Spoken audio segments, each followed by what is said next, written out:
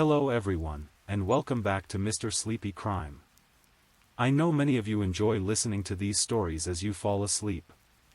So before you drift off, I'd love for you to leave a comment letting me know where in the world you're tuning in from.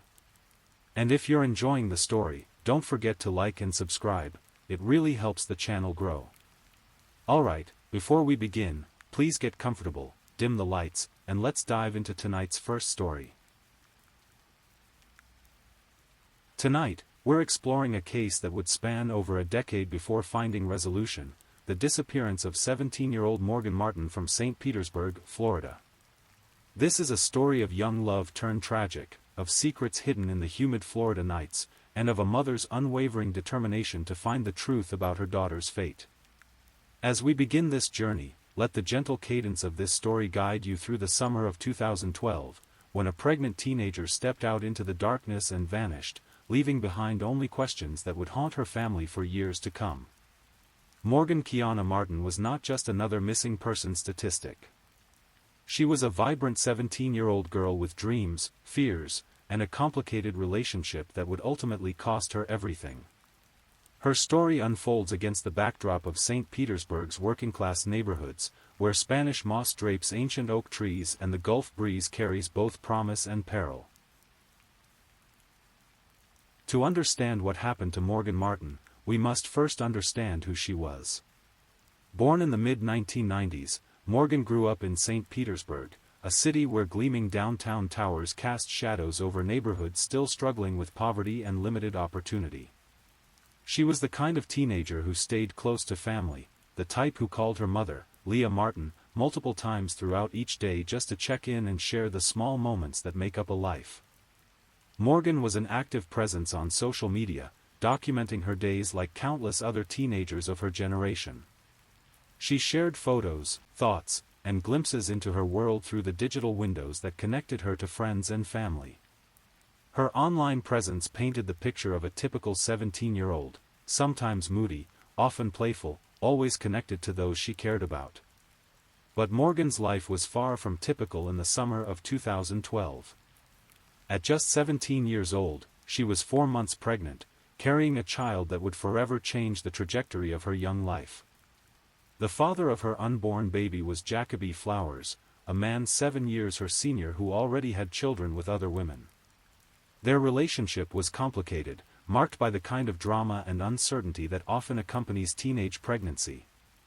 Leah Martin watched her daughter navigate this challenging time with a mixture of concern and protective love.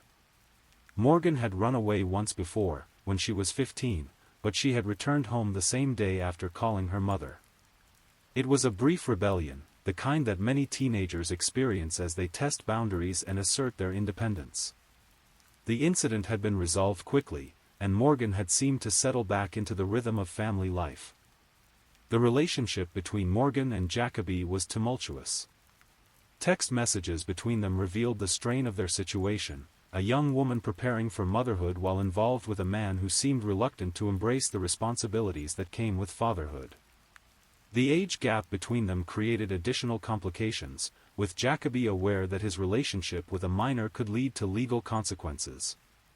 As July 2012 progressed, those close to Morgan noticed changes in her demeanor. The excited chatter about the baby had given way to more subdued conversations. The frequent phone calls to her mother continued, but there were undertones of stress and uncertainty. Morgan was navigating the complex emotions of impending motherhood while maintaining a relationship that was becoming increasingly difficult. The summer heat in St. Petersburg can be oppressive, the kind of humidity that makes even simple tasks feel overwhelming. For a pregnant teenager dealing with relationship drama and family concerns, the weight of that heat might have felt symbolic of the pressures building in her life. Morgan's social media posts during this time reflected a young woman trying to maintain normalcy while dealing with circumstances that would challenge even the most mature adult. July 25, 2012, began like many other summer days in St. Petersburg. The sun rose over Tampa Bay, promising another day of sweltering heat and afternoon thunderstorms. For Morgan Martin, it would be her last day on Earth, though she had no way of knowing that as she went about her routine.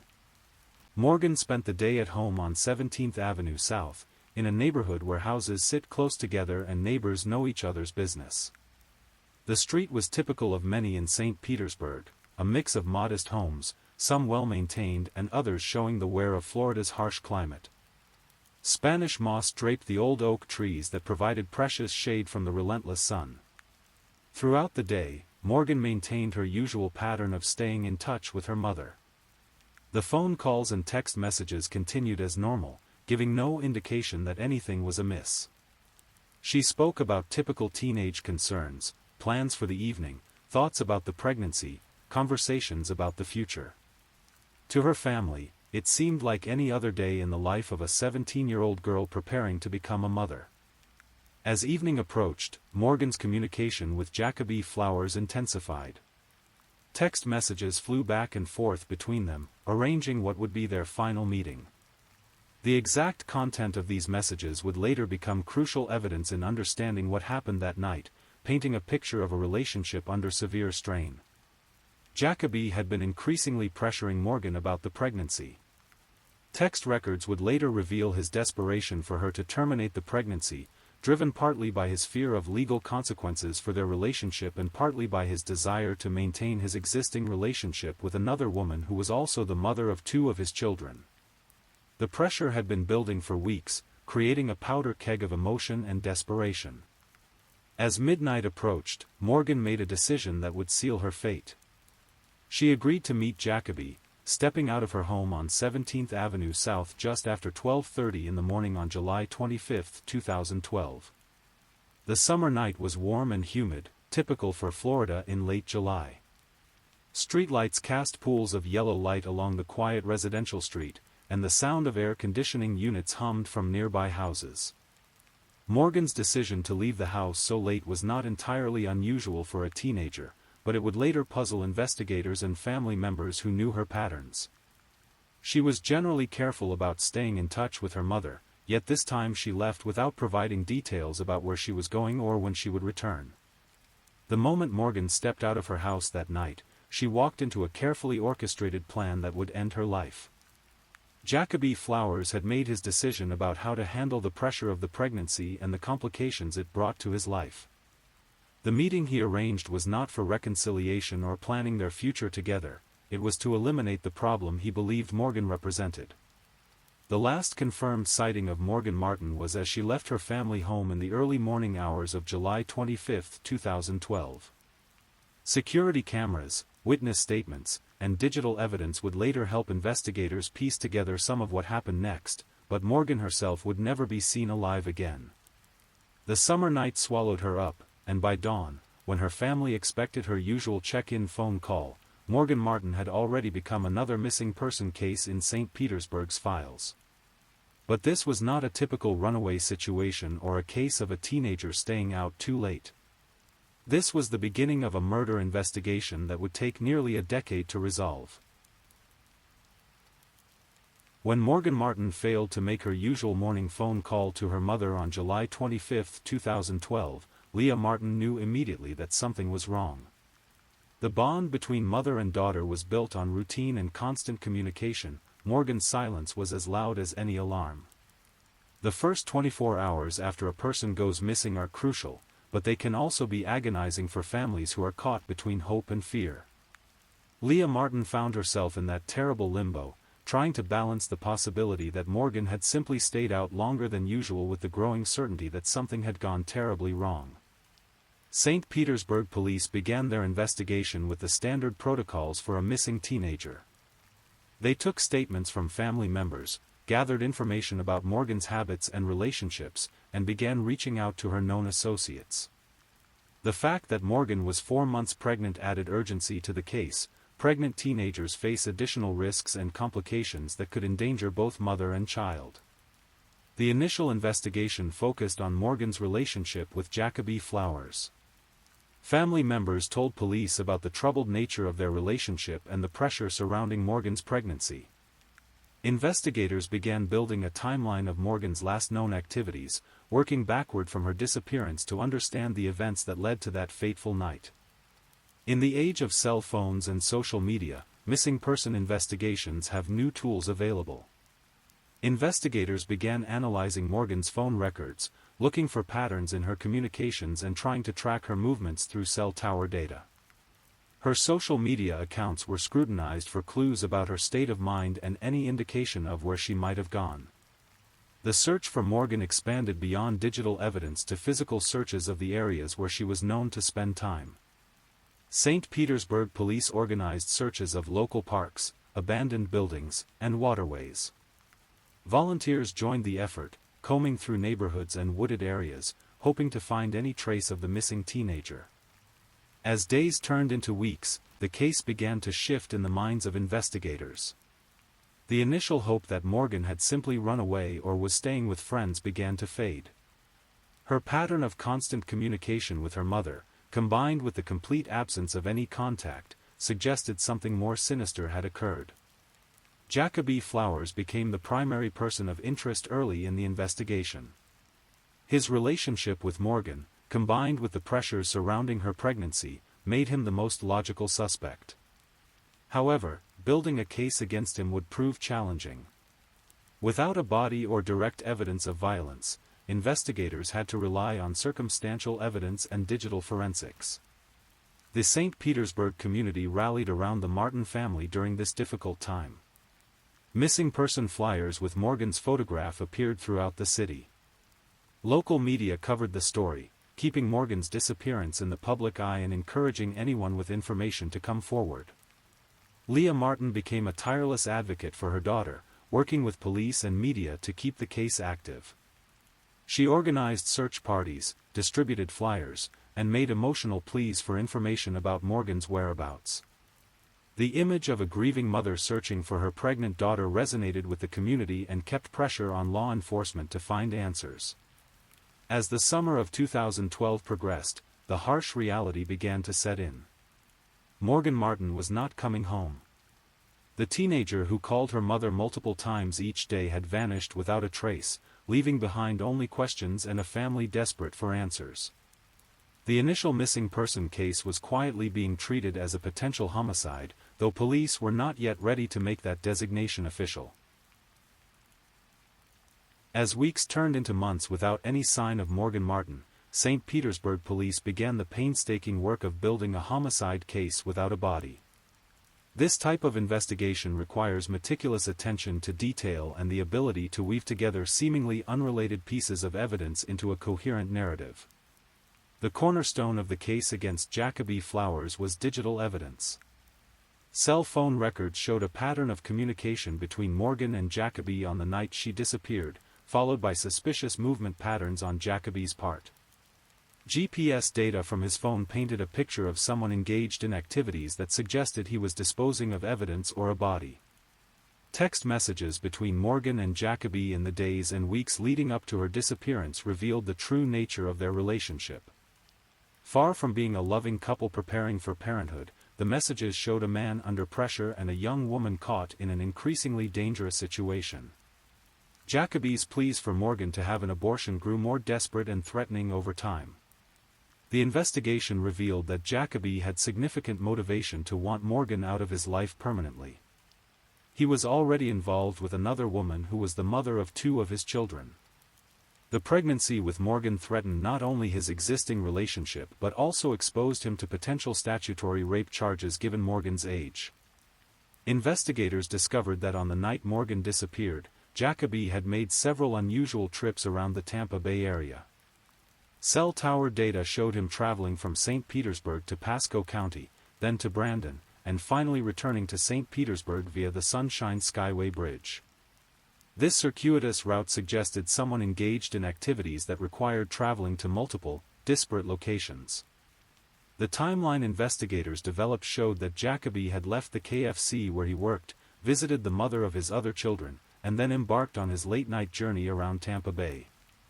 The timing coincided perfectly with Morgan's disappearance, and his alibi for the evening had significant gaps that could not be accounted for. Physical evidence was limited but telling. Investigators found no signs of struggle at Morgan's home, confirming that she had left voluntarily to meet someone she trusted. This pointed to Jacoby as the most likely person she would have agreed to meet in the early morning hours. As 2012 turned into 2013, the case officially transitioned from a missing person investigation to a homicide investigation. This shift reflected the reality that investigators had accepted: Morgan Martin was dead, most likely killed by someone she knew and trusted. The challenge now was proving it in court. The investigation expanded to include searches of locations where Jacoby might have disposed of Morgan's body. St. Petersburg police, with the help of other agencies, searched numerous sites throughout the region. They dragged ponds, excavated areas of interest, and followed up on tips from the public. Each search came up empty, but investigators remained convinced they were on the right track. Psychological pressure on Jacoby began to mount as investigators made it clear he was their primary suspect. They conducted multiple interviews with him, hoping to find inconsistencies in his story or to pressure him into confessing. While he maintained his innocence, investigators noted several inconsistencies in his various statements about the night Morgan disappeared. The case attracted attention from true crime enthusiasts and amateur investigators who followed the story online. Social media groups dedicated to finding Morgan Martin sprung up, with members analyzing every piece of public information and developing their own theories about what happened. While most of this amateur detective work was well-intentioned, it sometimes complicated the official investigation. As 2013 progressed, the case began to grow cold. Without new evidence or witnesses coming forward, investigators found themselves reviewing the same information repeatedly. The file on Morgan Martin's disappearance grew thick with reports, interviews, and evidence logs, but the breakthrough they needed remained elusive. The years between 2013 and 2016 were a time of frustration and diminishing hope for those seeking justice for Morgan Martin. Cold cases are among the most challenging aspects of police work, investigations that consume enormous resources but yield few results, leaving families in limbo and investigators questioning their methods. For Leah Martin, these years were a special kind of torture. The initial intense activity of the investigation had given way to periodic updates and brief flurries of activity when new tips came in. She found herself in the position of thousands of families across the country, knowing in her heart that her child was dead but unable to grieve properly without closure. The lack of Morgan's body became the central obstacle to prosecuting Jacoby Flowers. While investigators were convinced they had identified the killer, proving murder without a body requires an exceptionally strong circumstantial case. Prosecutors were reluctant to move forward without additional evidence, knowing that a failed prosecution would likely end any chance of justice for Morgan. During this period, St. Petersburg police continued to work the case sporadically. Detectives would periodically re-interview witnesses, follow up on new tips, and re-examine evidence using improved forensic techniques.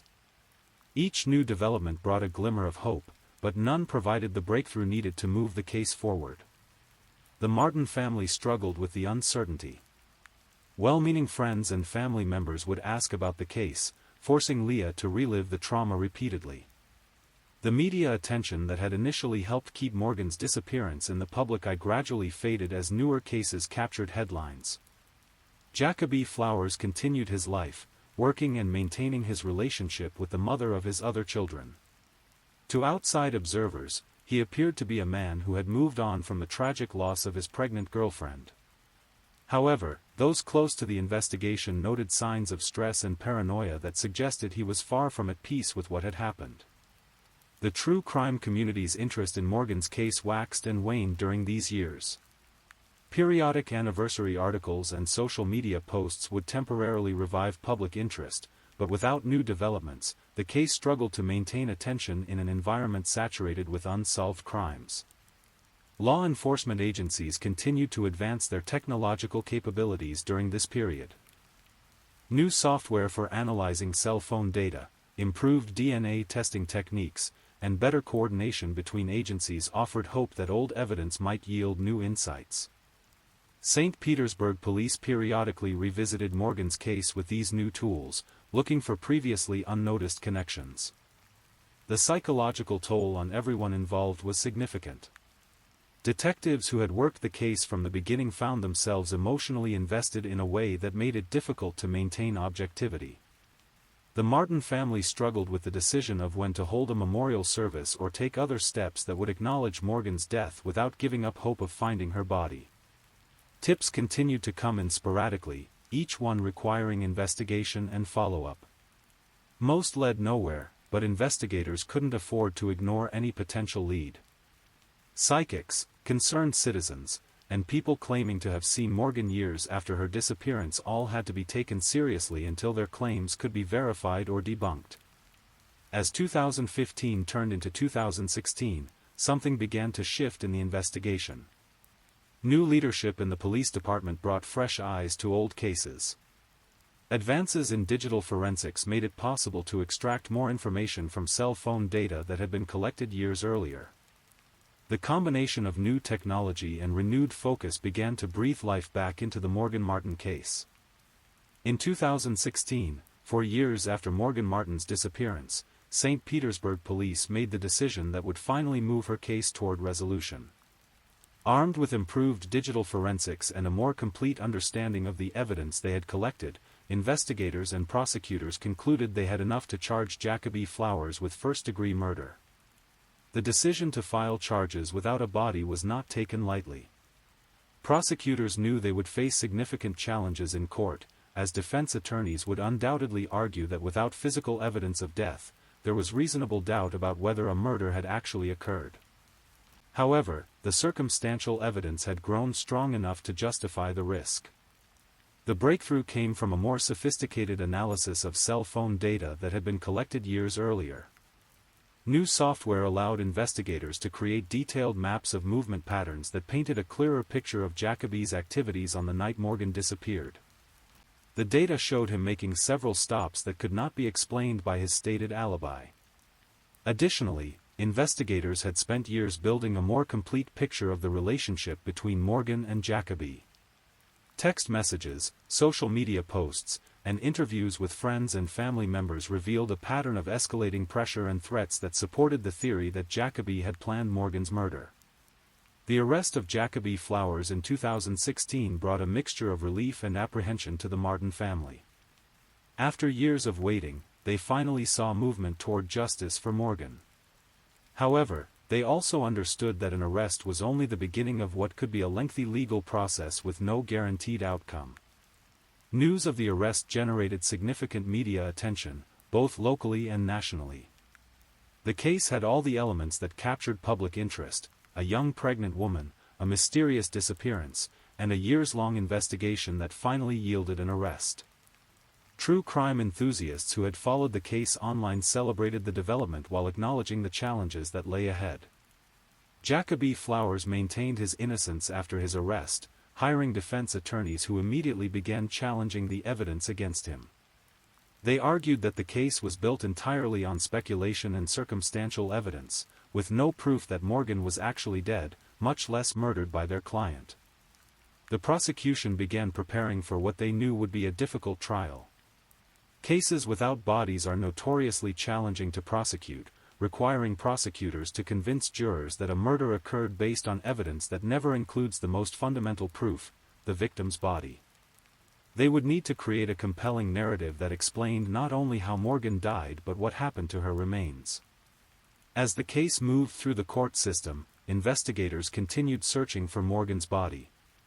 They hoped that finding her remains would strengthen their case and provide the closure that her family desperately needed. Search teams expanded their efforts, using new technology and following up on tips that had been received over the years. The community's reaction to the arrest was mixed. Many expressed satisfaction that someone was finally being held accountable for Morgan's disappearance, while others questioned whether the evidence was sufficient to support a murder conviction. The case had become a symbol of the challenges facing law enforcement in an era where criminals were increasingly sophisticated about avoiding detection. Legal experts who followed the case noted the innovative use of digital forensics and cell phone data to build the prosecution's case. The techniques being used in Morgan's case were becoming more common in law enforcement, representing a new frontier in criminal investigation that relied heavily on the digital traces that modern life inevitably leaves behind. The legal proceedings in the Morgan Martin case would stretch across several years, marked by delays, plea negotiations, and the constant challenge of prosecuting a murder case without a body. The wheels of justice turned slowly, and for the Martin family, each delay meant another period of uncertainty and prolonged grief. Initial court hearings in 2016 and 2017 focused on pretrial motions and discovery issues. Jacoby Flowers' defense team challenged virtually every piece of evidence, arguing that cell phone data was unreliable, that text messages could be misinterpreted, and that the prosecution's timeline was based on speculation rather than fact. These challenges were typical in circumstantial evidence cases and added months to the legal process. The prosecution worked to refine their case during this period, consulting with experts in digital forensics and cell phone technology to ensure their evidence would withstand scrutiny in court. They also continued investigating, hoping to uncover additional evidence that would strengthen their position. In 2018, as the case appeared to be moving toward trial, investigators made another push to find Morgan's body. They searched a pond near Jacoby's home, believing they had identified a possible disposal site based on analysis of his movement patterns on the night of the murder. The search, which involved draining and excavating the pond, captured significant media attention but ultimately yielded no evidence. The failure to find Morgan's body during the pond search was a setback for the prosecution, but they remained confident in their case. The search had been based on the best available evidence, and while it was disappointing not to find remains, it didn't fundamentally alter the strength of their circumstantial evidence. As 2018 turned into 2019, the case continued to face delays. Jacoby Flowers had changed attorneys multiple times, each new legal team requiring time to familiarize themselves with the complex case file. The prosecution grew frustrated with the delays but understood that the defendant's right to adequate representation required patience. Public interest in the case remained high, particularly among true crime enthusiasts who followed every development through court documents and media reports. Online forums dedicated to the case analyzed every piece of public information, with amateur investigators developing theories about where Morgan's body might be located.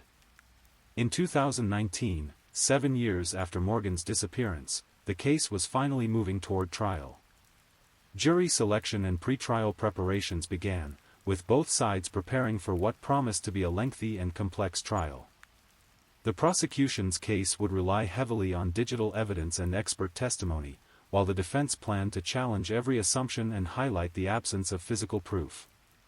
However, as often happens in high-profile cases, the reality of going to trial prompted serious plea negotiations. The prosecution understood the risks of trying a case without a body, while the defense recognized the strength of the circumstantial evidence against their client. Both sides had motivation to reach a resolution that would avoid the uncertainty of a jury trial. The breakthrough in plea negotiations came in early 2022, 10 years after Morgan's disappearance.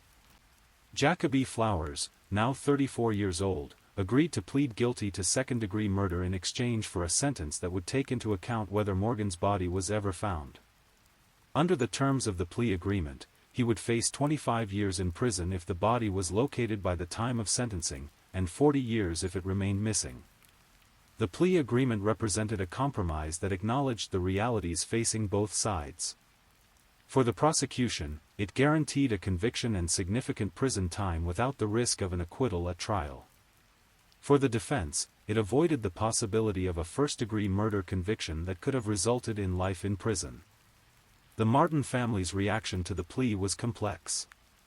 They were relieved to finally have someone held accountable for Morgan's death, but frustrated that the plea agreement didn't require Jacoby to reveal the location of her body.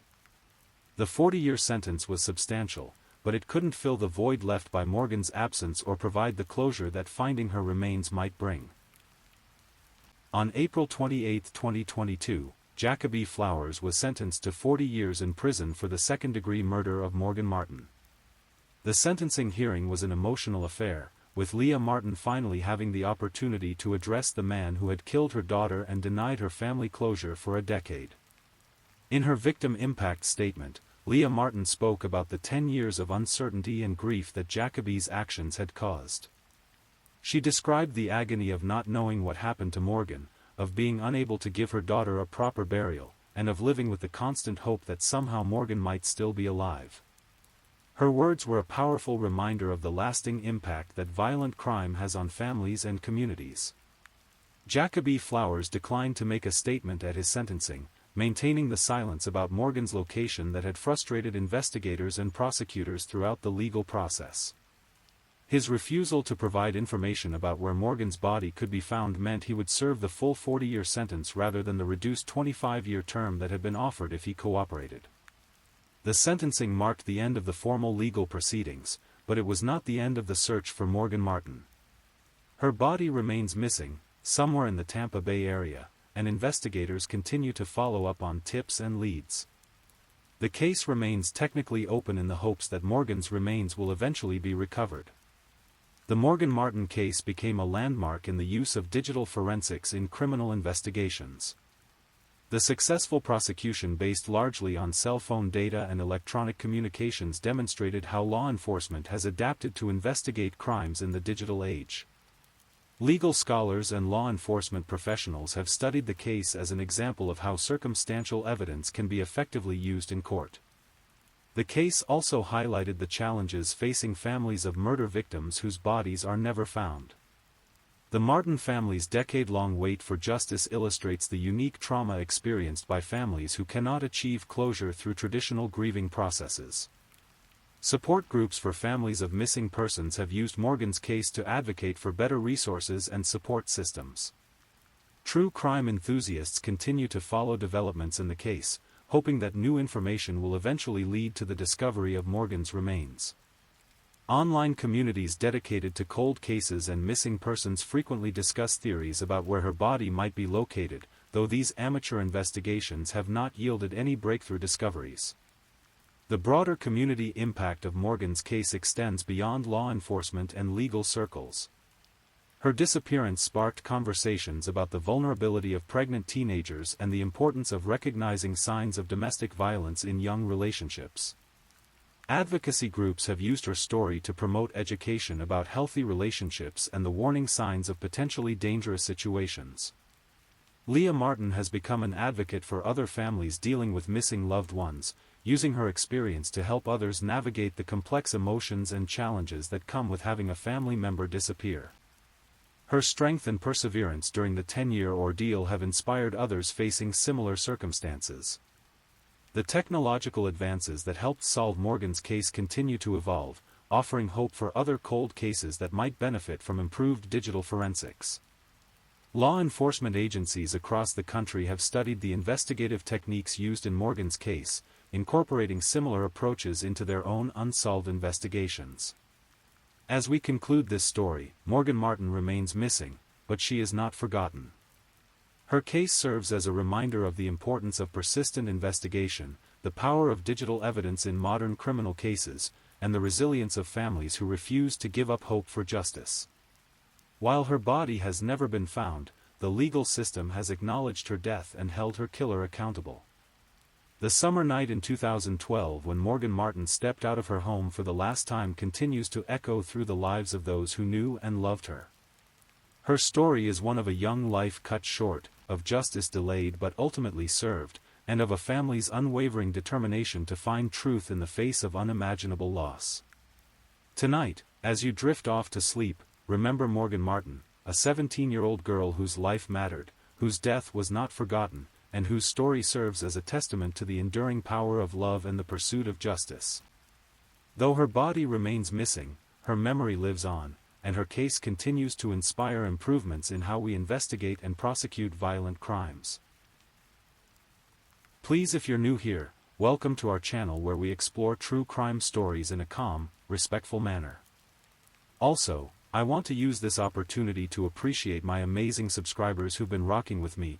Please, if you're still awake and listening, don't forget to comment where you're listening from and the current time in your corner of the world. Also, be sure to like this video and subscribe if you haven't already, so you don't miss our next true crime stories for sleep. Now, let's move on to our second story. Story 2. Tonight, we're traveling to the rolling hills of Kentucky, to a small college town where a promising young lawyer's life was cut tragically short. This is the story of Ryan Poston, a 29-year-old attorney with his whole future ahead of him, and Shayna Hubers, the 21-year-old psychology student whose obsession would ultimately destroy them both. This story spans nearly 6 years, from the first Facebook message to the final courtroom verdict, and every detail reveals something new about human nature, the thin line between love and possession, and how quickly a life can spiral out of control. Our story begins in Highland Heights, Kentucky, a small city nestled along the Ohio River, just across from Cincinnati. In 2011, this quiet community was home to about 7,000 residents, many of them connected to Northern Kentucky University. It was the kind of place where everyone knew everyone, where success stories were celebrated, and where a young man like Ryan Carter Poston could truly shine. Ryan was everything a small town could be proud of. At 28 years old, he stood tall and handsome, with the kind of confidence that came from years of achievement. He had graduated from Northern Kentucky University's Salmon P. Chase College of Law, where he wasn't just another student, he was the kind of student professors remembered years later. His legal mind was sharp, analytical, and methodical. After passing the bar exam, Ryan had started his own practice, focusing on personal injury law. But Ryan wasn't just about work. He was deeply devoted to fitness, spending hours at the gym sculpting his physique. He was particular about his appearance, always impeccably dressed, his home meticulously organized. Friends described him as someone who had high standards, for himself, for his career, and yes, for the people he let into his life. In late 2010, Ryan had purchased a beautiful condominium in Highland Heights.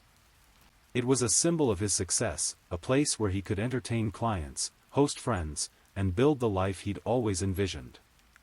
The condo was modern, clean, with floor-to-ceiling windows that looked out over the Kentucky landscape. Everything in its place, everything exactly as Ryan wanted it.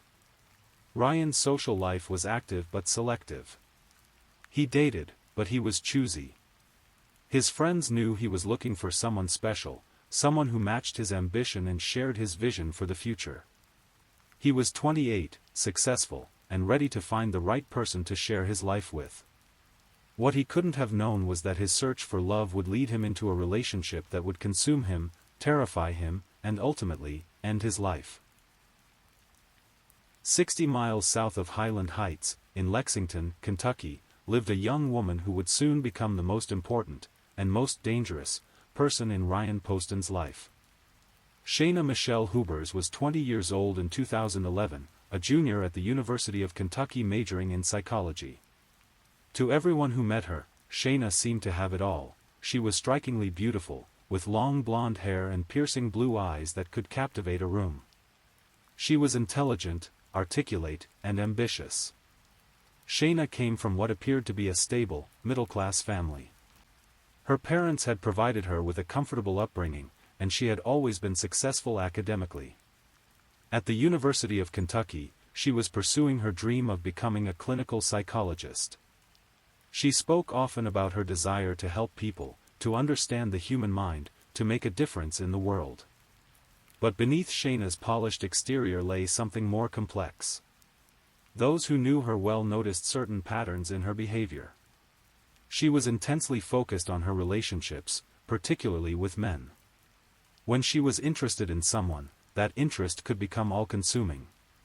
She needed constant validation, constant attention, constant reassurance that she was loved and wanted.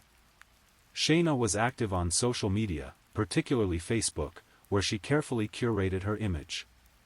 Her photos showed a young woman living life to the fullest, spring break trips, nights out with friends, glamorous selfies that showcased her beauty. She understood the power of image, the way a carefully chosen photograph could tell a story, could draw someone in. And it was through one of these carefully crafted images that Shayna would first catch the attention of Ryan Poston. The year 2011 was still the era of Facebook's dominance in social media. People used it to connect, to share their lives, to discover new relationships. For Ryan Poston, Facebook was primarily a tool for professional networking and staying in touch with law school friends. He wasn't someone who spent hours scrolling through profiles or looking for dates online. But one day in early 2011, something caught his eye. Perhaps it was a friend of a friend, or maybe someone who had commented on a mutual connections post. The exact pathway has been lost to time. What we do know is that Ryan stumbled across Shayna Huber's profile, and specifically, a series of photos from her spring break vacation. The photos showed Shayna at her most radiant, sun-kissed skin, flowing blonde hair, that captivating smile. She looked confident, carefree, beautiful. Ryan was immediately struck by what he saw. Here was a young woman who seemed to embody everything he found attractive: beauty, confidence, and what appeared to be a zest for life. Ryan made the first move. He sent Shayna a friend request, followed by a message. The exact words of that first conversation have been lost, but we can imagine the tone. Ryan, confident in his own success and charm, reaching out to this beautiful college student. Shayna, flattered by the attention from an older, successful man, responding with enthusiasm. Their digital courtship began slowly. Facebook messages turned into text messages. Text messages became phone calls. Phone calls stretched late into the night as they got to know each other. Ryan learned that Shayna was studying psychology, that she was ambitious, that she seemed mature beyond her 20 years. Shayna learned that Ryan was a successful attorney with his own practice, that he was driven and accomplished, that he represented everything she aspired to become. The age difference, Ryan was 28, Shayna was 20, didn't seem to matter to either of them. If anything, it added to the attraction. Ryan enjoyed being with someone who looked up to him, who was impressed by his achievements. Shayna was drawn to Ryan's stability, his success, his maturity. By the spring of 2011, they had progressed from online acquaintances to a real relationship. Shayna began making the drive from Lexington to Highland Heights to spend time with Ryan. That hour-long drive would become very familiar to her over the next 18 months, sometimes she would make it multiple times in a single week.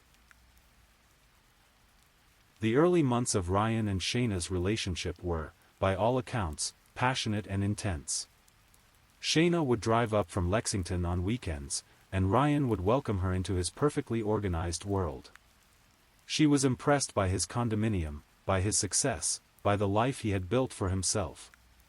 Ryan was captivated by her beauty, her apparent maturity, her intellectual conversations about psychology and human behavior. They made an attractive couple. Ryan, tall and handsome in his perfectly tailored suits, and Shayna, stunning in the way that turned heads when they walked into a restaurant together. They took photos together. Ryan's social media, usually limited to professional updates, began featuring pictures of him and his beautiful girlfriend. Shayna threw herself into the relationship with characteristic intensity. She began spending more and more time in Highland Heights, essentially living at Ryan's condominium whenever she wasn't in class. She learned Ryan's routines, his preferences, his habits. She reorganized some of his belongings to make room for her things.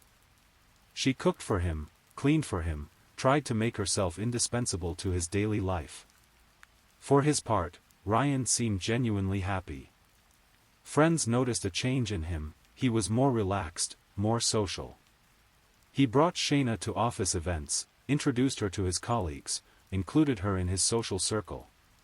She was intelligent enough to hold her own in conversations with his lawyer friends, beautiful enough to make him proud to have her on his arm.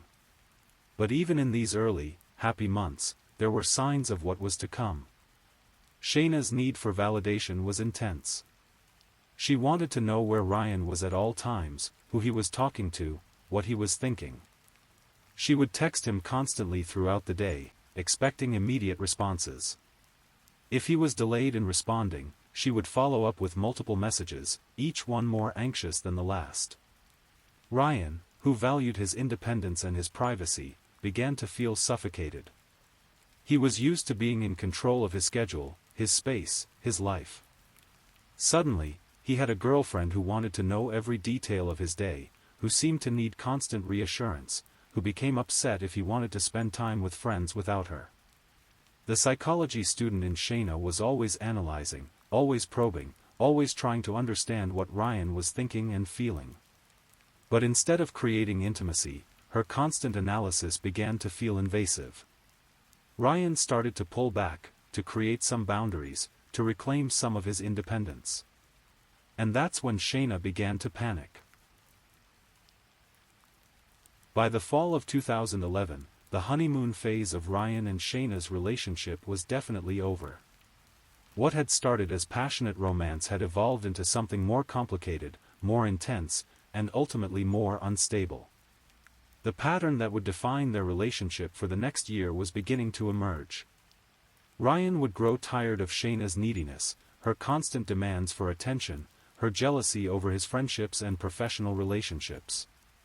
He would pull away, creating distance, sometimes even breaking up with her. Shayna would react with desperation, pleading with him to reconsider, promising to change, to give him more space, to be the girlfriend he wanted. These breakups never lasted long. Ryan would remember what had attracted him to Shayna in the first place: her beauty, her intelligence, the good times they had shared. Or perhaps Shayna's desperate pleas would work, convincing him to give their relationship another chance. Whatever the reason, they always got back together, usually within days or weeks. But each cycle of breaking up and getting back together seemed to make things worse. Shayna became more possessive, more demanding. She had tasted the terror of losing Ryan, and she was determined never to let it happen again. She began monitoring his Facebook activity obsessively, checking to see if he had added new female friends, looking for any sign that he might be interested in someone else. Ryan, meanwhile, was beginning to feel trapped. The relationship that had once made him happy was now a source of constant stress. Shayna's emotional outbursts, her accusations, her need for constant reassurance, it was exhausting. He found himself walking on eggshells, trying to avoid saying or doing anything that might trigger another crisis. Their fights became more frequent and more intense. Shayna would accuse Ryan of not loving her enough, of being emotionally unavailable, of treating her badly. Ryan would respond with frustration, pointing out that her behavior was driving him away, that her jealousy and possessiveness were suffocating him. The fights would end in one of two ways: either Ryan would have enough and break up with her, or Shayna would break down completely, sobbing and apologizing and promising to do better. These emotional scenes seemed to have a powerful effect on Ryan. Despite his frustration with the relationship, he couldn't seem to walk away from Shayna completely. Friends and family on both sides began to notice the toxic dynamic. Ryan's friends saw how stressed he was, how the relationship was affecting his work and his social life. Some of them tried to talk to him, to suggest that maybe Shayna wasn't the right person for him. But Ryan was protective of his privacy and didn't want to discuss the details of his relationship problems. Shayna's friends at the University of Kentucky saw a different side of the story. They saw a young woman who was head over heels in love with an older man who seemed to blow hot and cold, who would lavish her with attention one day and ignore her the next. From their perspective, Ryan was the problem. He was stringing Shayna along, playing with her emotions, refusing to commit fully to the relationship. Neither perspective was entirely accurate, but both contained elements of truth. What was becoming clear was that Ryan and Shayna brought out the worst in each other, trapped in a cycle of passion and conflict that neither seemed able to break. As 2012 began, the relationship between Ryan Poston and Shayna Hubers had settled into a destructive pattern. They would be together for weeks or months, with Shayna spending most of her free time at Ryan's Highland Heights condominium. Then something would trigger a fight: Ryan wanting space, Shayna feeling neglected, jealousy over a perceived slight, and they would break up dramatically. These breakups were becoming more elaborate and more disturbing. Shayna's emotional responses were increasingly extreme. She would show up at Ryan's condo unannounced, demanding to talk. She would call him dozens of times in a single day. She would send long, rambling text messages that alternated between expressions of undying love and bitter accusations. During one particularly volatile breakup in early 2012, Shayna did something that should have been a massive red flag. She hacked into Ryan's Facebook account. Using his login information, which she had observed him enter, she began systematically blocking every attractive female friend on his contact list. She deleted messages, changed his relationship status, and essentially took control of his online presence. When Ryan discovered what she had done, he was furious. This wasn't just jealous behavior, this was a violation of his privacy, his autonomy, his personal space. He changed all his passwords and made it clear to Shayna that her behavior was unacceptable. But instead of serving as a wake-up call that might have ended the relationship permanently, this incident seemed to blow over like all the others. Ryan's friends and colleagues were becoming increasingly concerned. They could see the toll the relationship was taking on him. He was more stressed, more distracted, less like the confident, successful attorney they had known. Some of them tried to intervene, suggesting that he should end things with Shayna for good. But Ryan seemed caught in a web he couldn't escape. Yes, Shayna's behavior was problematic, but when things were good between them, they were very good. She was beautiful, intelligent, and passionate. She could be charming and loving and supportive. And perhaps most importantly, she made him feel needed in a way he had never experienced before. Shayna, for her part, seemed to sense that she was losing her grip on Ryan. The psychology courses she was taking had given her insight into human behavior, and she began using this knowledge to manipulate the relationship. She would apologize for her behavior and then explain it in psychological terms. She had abandonment issues from childhood, she was stressed about school, she just loved him so much that it made her act irrationally. These explanations worked on Ryan, who was intelligent enough to understand psychological concepts but not experienced enough in toxic relationships to recognize manipulation when he saw it. He began to feel sorry for Shayna, to see her possessive behavior as a symptom of deeper issues rather than a choice she was making. As spring turned to summer in 2012, the fights were becoming more frequent and more intense. Neighbors in Ryan's condominium complex began to notice raised voices coming from his unit.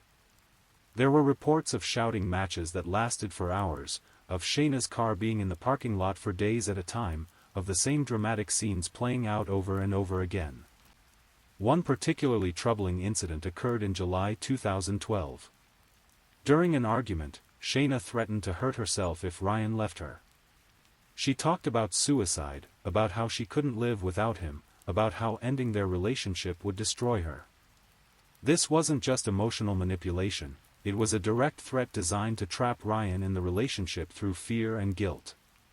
Ryan was shaken by this incident. He was a caring person, and the thought that his actions might drive someone to self-harm was deeply disturbing to him. But he was also beginning to realize that he was dealing with someone whose behavior was becoming increasingly unpredictable and potentially dangerous. The summer of 2012 was particularly difficult for Ryan Poston.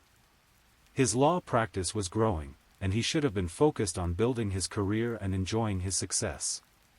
Instead, he found himself constantly dealing with relationship drama that was affecting every aspect of his life. Shayna had essentially moved into his condominium, despite the fact that they weren't officially living together. Her belongings were scattered throughout his carefully organized space. Her emotional outbursts were becoming more frequent and more public. She would call his office during business hours, sometimes crying, sometimes angry, always demanding his immediate attention. Ryan's colleagues began to notice the change in him. He was more distracted during meetings, more prone to checking his phone obsessively, more likely to cancel social plans at the last minute. The confident, put-together attorney they had known was being replaced by someone who seemed constantly on edge, constantly managing some crisis in his personal life. The psychological warfare between Ryan and Shayna was escalating. She had learned exactly which buttons to push to get a reaction from him. She knew that threatening to hurt herself would make him feel guilty and responsible. She knew that showing up at his office or his home unexpectedly would force him to deal with her rather than ignore her attempts to contact him. Ryan, meanwhile, was beginning to fight back in ways that were probably not wise but were certainly understandable. He would ignore her calls and texts for hours or days at a time. He would make plans with friends without telling her, trying to reclaim some independence. He would sometimes be deliberately cold or dismissive, hoping to discourage her constant demands for attention. This dynamic created a vicious cycle. The more Ryan pulled away, the more desperate Shayna became. The more desperate she became, the more suffocated Ryan felt. Neither of them seemed able to break the pattern, and neither seemed willing to walk away permanently. During this period, Ryan confided in a few close friends about the situation. He described feeling trapped, manipulated, and exhausted by the constant drama. He talked about wanting to end the relationship but feeling guilty about hurting Shayna, especially given her threats of self-harm. One friend later testified that Ryan had said he was scared of Shayna, that he didn't know what she might do if he tried to leave her for good. This was a significant admission from someone like Ryan, who prided himself on being strong and in control. Shayna, meanwhile, was becoming increasingly paranoid about Ryan's faithfulness. She was convinced that he was seeing other women, despite having no real evidence to support this belief. She would go through his phone when he was in the shower, search his car for signs of another woman, question him obsessively about his whereabouts and activities. The irony was that Ryan wasn't cheating on Shayna, he was too consumed by managing their relationship to have time or energy for anyone else. But Shayna's constant accusations and suspicions were creating exactly the kind of toxic environment that might drive someone to seek companionship elsewhere. As August turned to September, friends on both sides were becoming increasingly worried. This relationship was clearly unhealthy for both parties, but neither Ryan nor Shayna seemed capable of ending it. The stakes were getting higher, the emotions more intense, and the behavior more erratic. Something was going to have to give. Unfortunately, when it finally did, the consequences would be far more tragic than anyone could have imagined. By September 2012, the relationship between Ryan Poston and Shayna Hubers had reached a breaking point. What started as a passionate romance had devolved into something toxic, destructive, and increasingly dangerous. The pattern of breakups and reconciliations was accelerating, with each cycle becoming more intense than the last. Ryan was beginning to realize that he needed to end things with Shayna permanently. The constant drama was affecting his work, his friendships, his mental health. He was a successful attorney with a promising future, and he couldn't allow this relationship to destroy everything he had worked so hard to build. But ending things with Shayna was easier said than done. Every time he tried to break up with her, she would escalate her behavior. She would show up at his condominium unannounced, refuse to leave, create scenes that lasted for hours. She would threaten to hurt herself, to ruin his reputation, to make his life miserable if he tried to leave her. In early October 2012, just days before the tragic end of their story, Ryan sent Shayna a text message that perfectly captured his frustration with their relationship. He wrote, "You need a lot more validation and affection from men than I can give." It was a brutal but honest assessment of their fundamental incompatibility. This message sent Shayna into a spiral of rage and despair. She had invested 18 months of her life in this relationship, had reorganized her entire world around Ryan Poston, had given him everything she had to give. The thought of losing him was unbearable, but the realization that he saw her as needy and demanding was perhaps even worse. On October 1, 2012, 11 days before the shooting, Shayna sent a text message to a friend that would later be presented as evidence in her murder trial. The message read, "Ryan doesn't love or care. He's an evil person." This wasn't just the complaint of a frustrated girlfriend, this was the beginning of a narrative that would justify what was to come. Shayna was beginning to demonize Ryan in her own mind. Instead of seeing him as someone who was simply incompatible with her, she was casting him as a villain who had used her, manipulated her, and was now cruelly discarding her. This psychological transformation was dangerous because it allowed her to see any action against Ryan as justified revenge rather than criminal behavior. During these final weeks, Shayna's behavior became increasingly erratic. She would show up at Ryan's condominium at all hours of the day and night. She would go through his belongings, looking for evidence of other women. She would create dramatic scenes designed to provoke a reaction from him. Ryan, meanwhile, was trying to disengage from the relationship as safely as possible. He had begun to understand that Shayna's behavior was beyond normal relationship problems. There was something genuinely unstable about her mental state. He was walking on eggshells, trying not to provoke her while also trying to create distance between them. On October 10, 2012, just 2 days before the shooting, Ryan made a decision that would have significant consequences.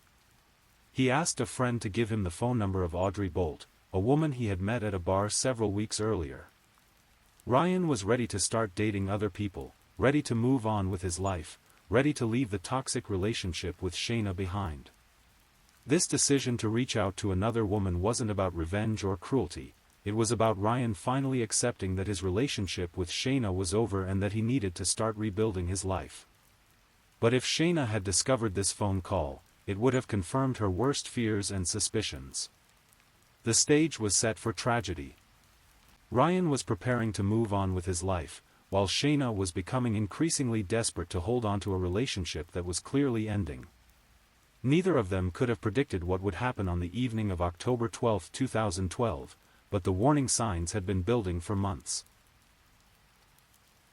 October 12, 2012, began like many other days in Highland Heights, Kentucky. The fall weather was crisp and beautiful, the leaves were changing colors, and the small college town was settling into its autumn rhythm. For Ryan Poston, it should have been a day like any other: work at his law office, perhaps some time at the gym, a quiet evening at home. But this Friday would end in violence, death, and a 911 call that would shock the Highland Heights community and launch a legal saga that would span 6 years. The exact sequence of events that led to Shayna Hubers being at Ryan's condominium that evening is still somewhat unclear. They had been in one of their off periods, broken up but still in contact, still orbiting around each other in the destructive pattern that had defined their relationship for months. What we do know is that by early evening, Shayna was at Ryan's Highland Heights condominium. Whether she had been invited or had shown up unannounced is a detail that would become crucial in understanding what happened next. Ryan's condominium was on Meadow Lane, a quiet street in a well-maintained complex. The units were modern and spacious, with an open floor plan that included a living room, kitchen, and dining area on the main level. Ryan had furnished and decorated the space with the same attention to detail that he brought to every aspect of his life. Everything was clean, organized, and exactly where it should be. The neighbors in the adjacent units had grown accustomed to occasional raised voices from Ryan's condominium, the result of the volatile arguments that had become a regular feature of his relationship with Shayna. But on this particular evening, the complex was quiet. Families were having dinner, students were studying, people were settling in for a peaceful Friday night. At approximately 9 p.m., that peaceful evening was shattered by the sound of gunshots. 6 shots in total, fired from a .380 caliber handgun that belonged to Ryan Poston himself. The shots came in rapid succession, the sound echoing through the thin walls of the condominium complex. Neighbors would later describe hearing what sounded like firecrackers, not immediately recognizing the sounds as gunfire. Then came silence. A terrible, heavy silence that seemed to stretch on forever. At 9:09 p.m., exactly 9 minutes after the shots were fired, the Highland Heights Emergency Communications Center received a 911 call. The caller was a young woman, and she sounded remarkably calm for someone who had just been through a traumatic experience.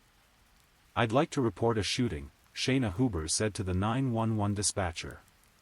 What followed was a conversation that would become one of the most analyzed pieces of evidence in the subsequent murder trial. Shayna's demeanor on that call, her tone, her word choices, her apparent emotional state, would be scrutinized by lawyers, psychologists, and ultimately, 2 separate juries. "I shot my boyfriend in self-defense," Shayna continued, her voice steady and controlled. "He was beating me up, and I grabbed the gun and I shot him." The dispatcher, trained to handle emergency situations, began asking the standard questions. Was the victim conscious? Was he breathing? Was the shooter still in danger? Shayna's answers were clinical, almost detached. No, Ryan was not conscious. No, he was not breathing. No, she was not in danger, he was definitely dead.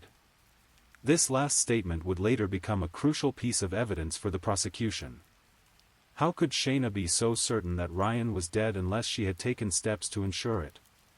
The 911 call would ultimately paint a picture of a woman who was not in shock, not traumatized, but rather calm and in control in the aftermath of violence. As the dispatcher kept Shayna on the line, waiting for police and emergency medical personnel to arrive, the conversation took on an increasingly surreal quality. Shayna began offering details about the shooting that seemed unnecessary, even suspicious.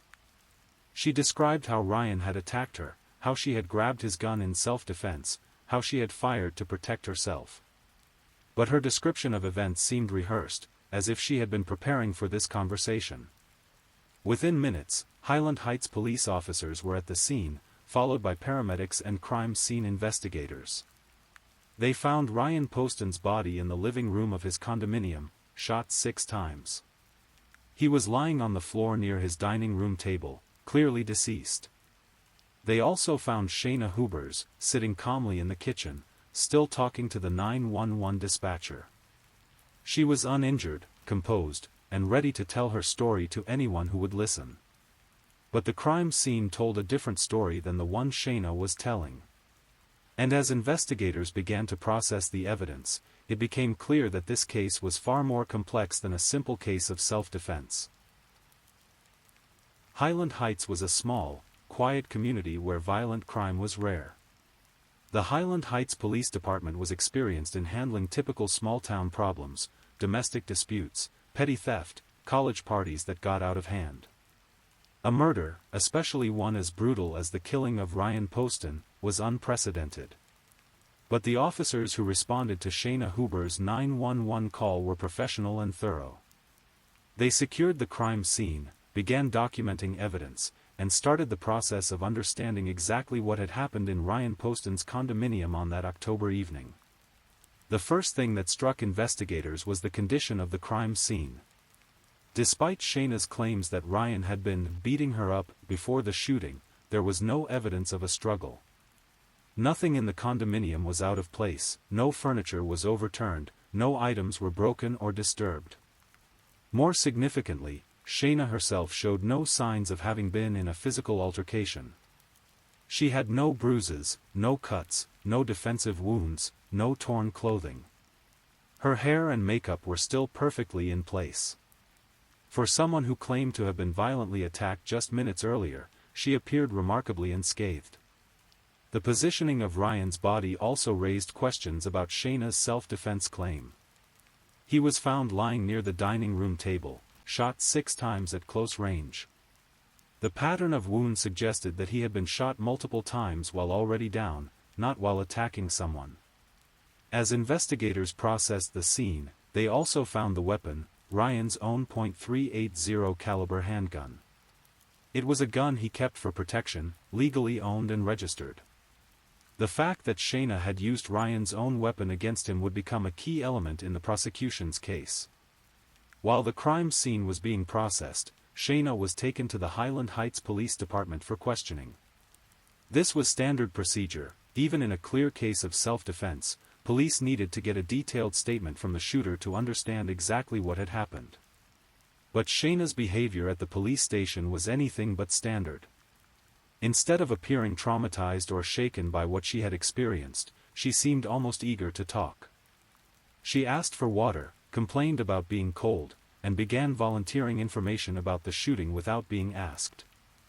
Most significantly, she asked the investigators if they wanted to know about Ryan's abusive behavior toward her. This seemed like an odd priority for someone who had just killed in self-defense. Instead of focusing on the immediate trauma of the shooting, she was already building a narrative about Ryan's character. The interrogation of Shayna Hubers would last for hours and would ultimately provide some of the most damaging evidence against her. She spoke freely, without an attorney present, apparently believing that her self-defense claim would be accepted without question. But as the night wore on and Shayna continued talking, investigators began to notice inconsistencies in her story. Details would change, timelines would shift, and her explanations for certain aspects of the shooting didn't align with the physical evidence. More troubling was Shayna's demeanor throughout the interrogation. She didn't seem traumatized, grief-stricken, or remorseful. Instead, she appeared calm, calculating, and surprisingly focused on making sure the investigators understood that Ryan had been a bad person who deserved what happened to him. By the early morning hours of October 13, 2012, investigators had gathered enough evidence to make a decision. Instead of being released as the victim of a domestic violence incident, Shayna Hubers was arrested and charged with the murder of Ryan Carter Poston. The news of the arrest sent shockwaves through both Highland Heights and Lexington. Friends and family on both sides struggled to understand how a relationship that had started with such promise could have ended in such tragedy. In the days and weeks following Ryan Poston's murder, investigators began to piece together a comprehensive picture of what had really happened on October 12, 2012. The evidence they uncovered would paint a very different story than the one Shayna Hubers had told in her 911 call and police interrogation. The autopsy results were particularly damaging to Shayna's self-defense claim. Dr. William Smock, the forensic pathologist who examined Ryan's body, found that he had been shot 6 times. The shots had been fired from close range, with some wounds showing contact or near-contact gunshot residue. Most significantly, the pattern of wounds suggested that Ryan had been shot while lying on the ground, not while standing and attacking someone. One of the shots was fired directly into his face from above, a wound that Dr. Smock described as an execution-style shot that would have been impossible if Ryan had been upright and threatening Shayna. The trajectory of the bullets, the pattern of blood spatter, and the position of Ryan's body all contradicted Shayna's claims about the shooting. Instead of evidence of a struggle, investigators found evidence of what appeared to be a methodical execution. Perhaps even more damaging than the physical evidence was the psychological evidence that emerged from Shayna's own words. During her lengthy police interrogation, she had made several statements that seemed to reveal her true mindset. Most infamously, she told investigators that she had given Ryan a nose job with one of her shots, referring to the bullet that had destroyed his face. She said this with what appeared to be satisfaction, even pride, describing how she had fixed Ryan's nose, which she claimed he had always been self-conscious about. This comment revealed a level of callousness and even sadistic pleasure that was completely inconsistent with someone who had just killed in self-defense. A person who had been forced to shoot an attacker would typically be traumatized, remorseful, and focused on the horror of what they had been forced to do. Instead, Shayna seemed to be taking satisfaction in the damage she had inflicted. Investigators also discovered a wealth of digital evidence that contradicted Shayna's portrayal of herself as an abuse victim.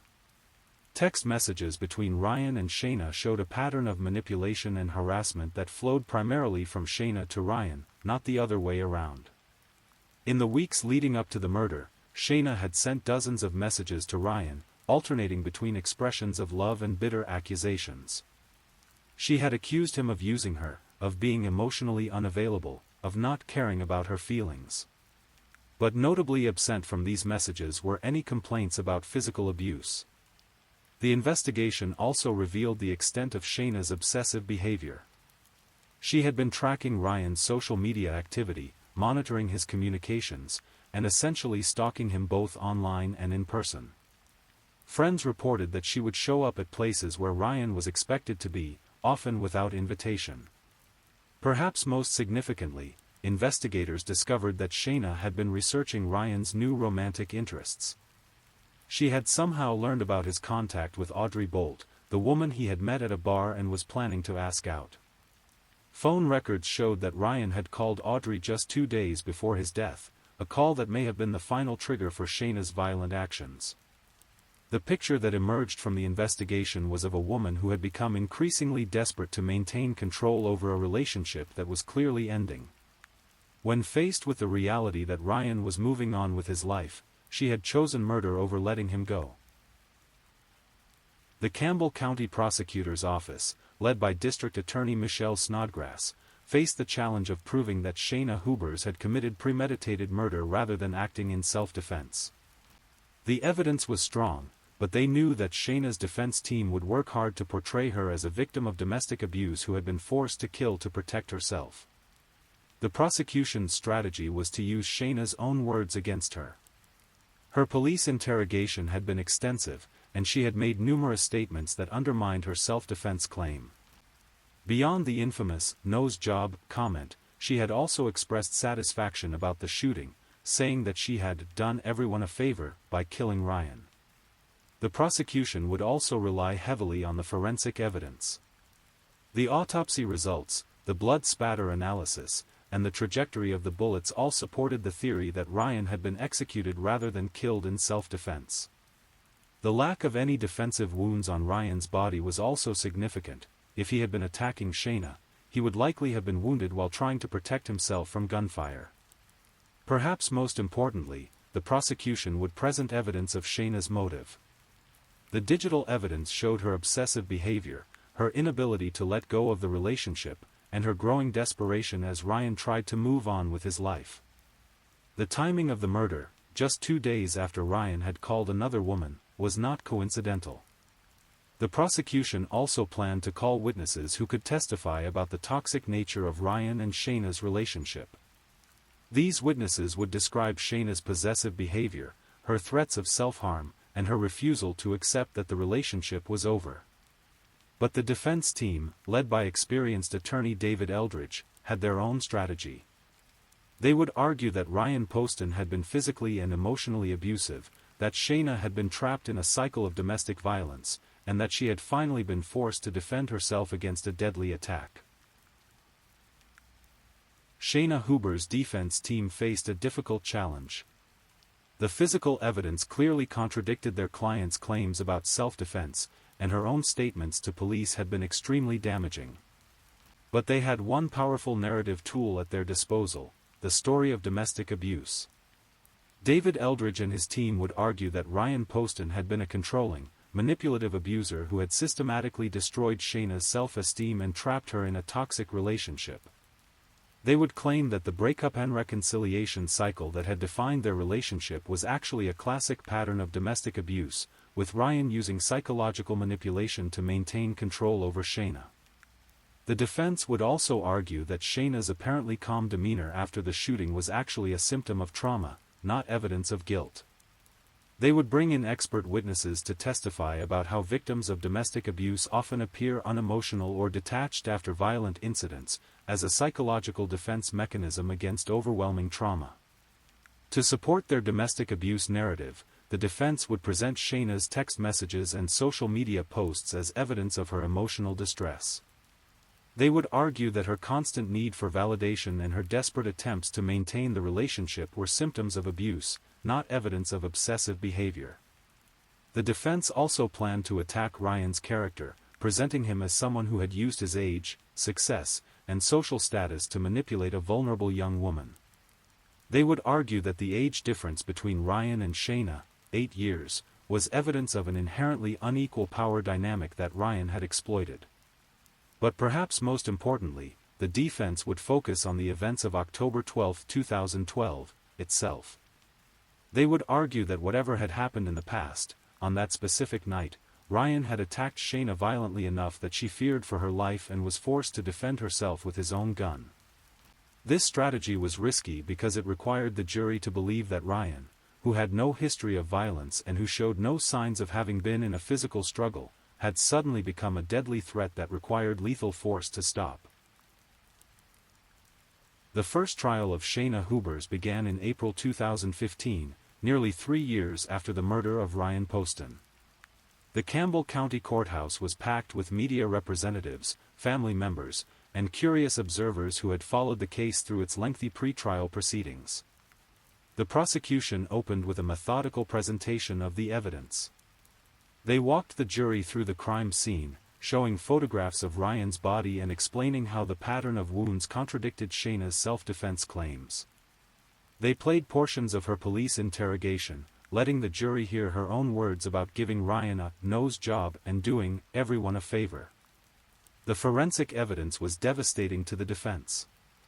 Dr. William Smock testified about the autopsy results, explaining that the trajectory of the bullets and the pattern of wounds indicated that Ryan had been shot while lying on the ground. The execution style, shot to the face, fired from above, was particularly damaging to Shayna's claims. The prosecution also presented the digital evidence, showing the jury the obsessive pattern of Shayna's communications with Ryan. They demonstrated how she had monitored his social media activity, tracked his movements, and refused to accept that their relationship was over. When it came time for the defense to present their case, they called Shayna herself to the witness stand. This was a risky move. Putting a defendant on the stand always opens them up to cross-examination, but the defense felt they needed Shayna to tell her own story about the alleged abuse. Shayna's testimony was emotional and detailed. She described Ryan as controlling and manipulative, someone who had used her feelings for him to keep her trapped in an unhealthy relationship. She claimed that he had been physically abusive, though she struggled to provide specific examples or explain why there was no evidence of this abuse. On the night of the shooting, Shayna testified, Ryan had become violent when she tried to leave him permanently. She claimed that he had thrown her against a wall, grabbed her by the throat, and threatened to kill her. In fear for her life, she had grabbed his gun and fired in self-defense. But Shayna's testimony was undermined by her own previous statements. During cross-examination, the prosecution played portions of her police interrogation where she had given different versions of events. They also pointed out that she had never mentioned being thrown against a wall or grabbed by the throat in her initial statements to police. The prosecution's cross-examination of Shayna was brutal. They forced her to explain the nose job comment, her apparent satisfaction with the shooting, and her claim that she had done everyone a favor. They also questioned her about the obsessive behavior that the digital evidence had revealed. Perhaps most damaging was when the prosecution asked Shayna about her behavior immediately after the shooting. Instead of calling for help or attempting to render aid to Ryan, she had sat in the kitchen and called 911. She had made no attempt to help him, even though she claimed to love him. After weeks of testimony, the case went to the jury. The deliberations were lengthy, with the jury requesting to review evidence multiple times. The question before them was whether they believed Shayna's claims about self-defense or whether they thought she had committed premeditated murder. On April 23, 2015, the jury returned with their verdict, guilty of murder. They had rejected Shayna's self-defense claims and concluded that she had killed Ryan Poston in cold blood. The verdict was a victory for the prosecution and for Ryan's family, who had waited nearly 3 years for justice. But it was not the end of the story. Shayna's defense team immediately began preparing for the sentencing phase of the trial, where they would argue against the death penalty. The sentencing phase of Shayna Huber's trial began immediately after her conviction. In Kentucky, murder convictions can result in either life in prison or the death penalty, and the same jury that had found her guilty would now decide her fate. The prosecution argued for the death penalty, presenting the murder as a cold-blooded execution carried out by someone who had shown no remorse for her actions. They pointed to Shayna's behavior after the shooting, her apparent satisfaction, her callous comments, her lack of any attempt to help Ryan, as evidence that she deserved the ultimate punishment. The defense, meanwhile, argued for life in prison. They presented evidence about Shayna's troubled childhood, her mental health issues, and her youth at the time of the crime. They argued that while she was guilty of murder, she did not deserve to die for her actions. After deliberating for several hours, the jury returned with their sentencing recommendation: life in prison without the possibility of parole for 40 years. It was a significant sentence, but it spared Shayna's life. Shayna's defense team immediately began working on an appeal. They argued that there had been errors in the trial, that certain evidence should not have been admitted, and that their client had not received a fair trial. The appeal process in Kentucky is lengthy and complex, and it would be several years before Shayna's case was heard by the Kentucky Supreme Court. During this time, she remained in prison, serving her sentence while her lawyers worked to overturn her conviction.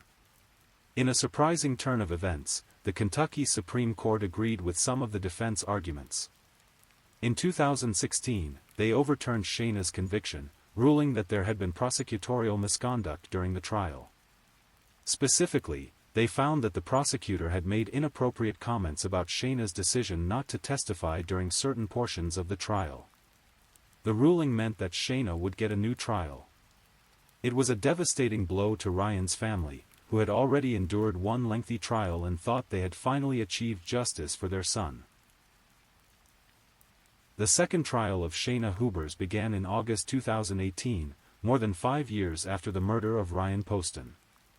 The same evidence would be presented, the same witnesses would testify, and the same legal arguments would be made. But this time, both sides had learned from the first trial and refined their strategies.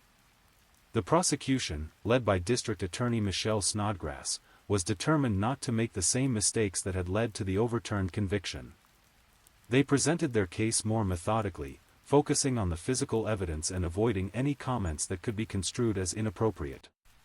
The defense, meanwhile, had had 5 years to prepare new arguments and find new expert witnesses.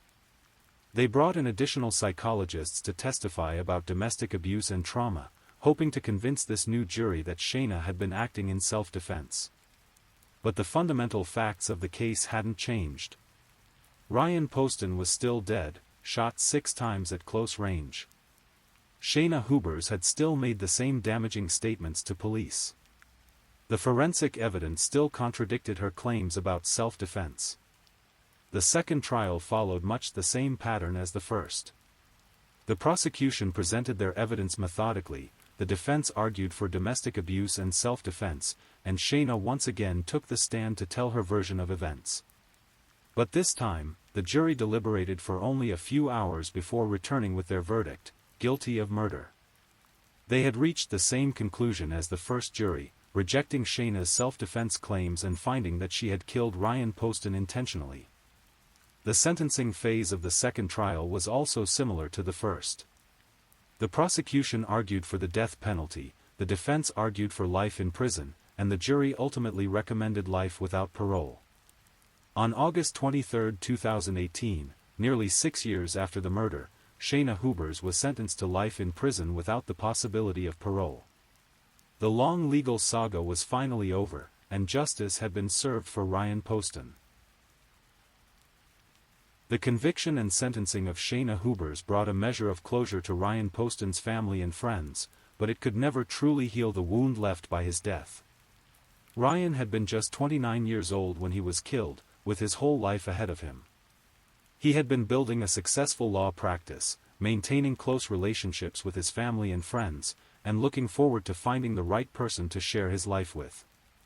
Instead, his search for love had led him into a relationship with someone who could not accept that love sometimes ends.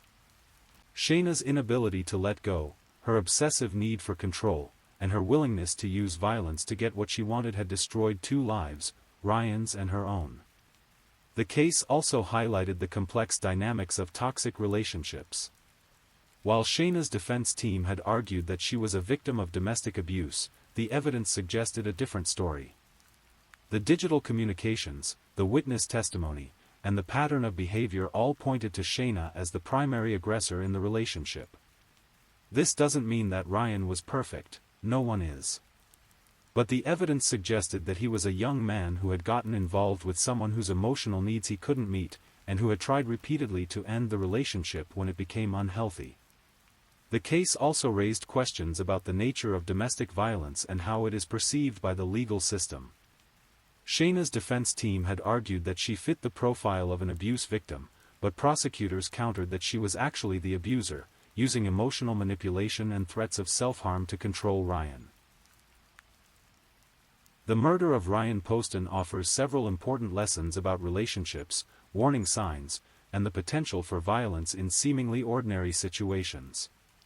First, it demonstrates the importance of recognizing the signs of an unhealthy relationship. Ryan's friends had noticed changes in his behavior, had seen how stressed and distracted he had become, and had tried to warn him about Shayna's possessive behavior. But Ryan, like many people in toxic relationships, had difficulty seeing the situation clearly from the inside.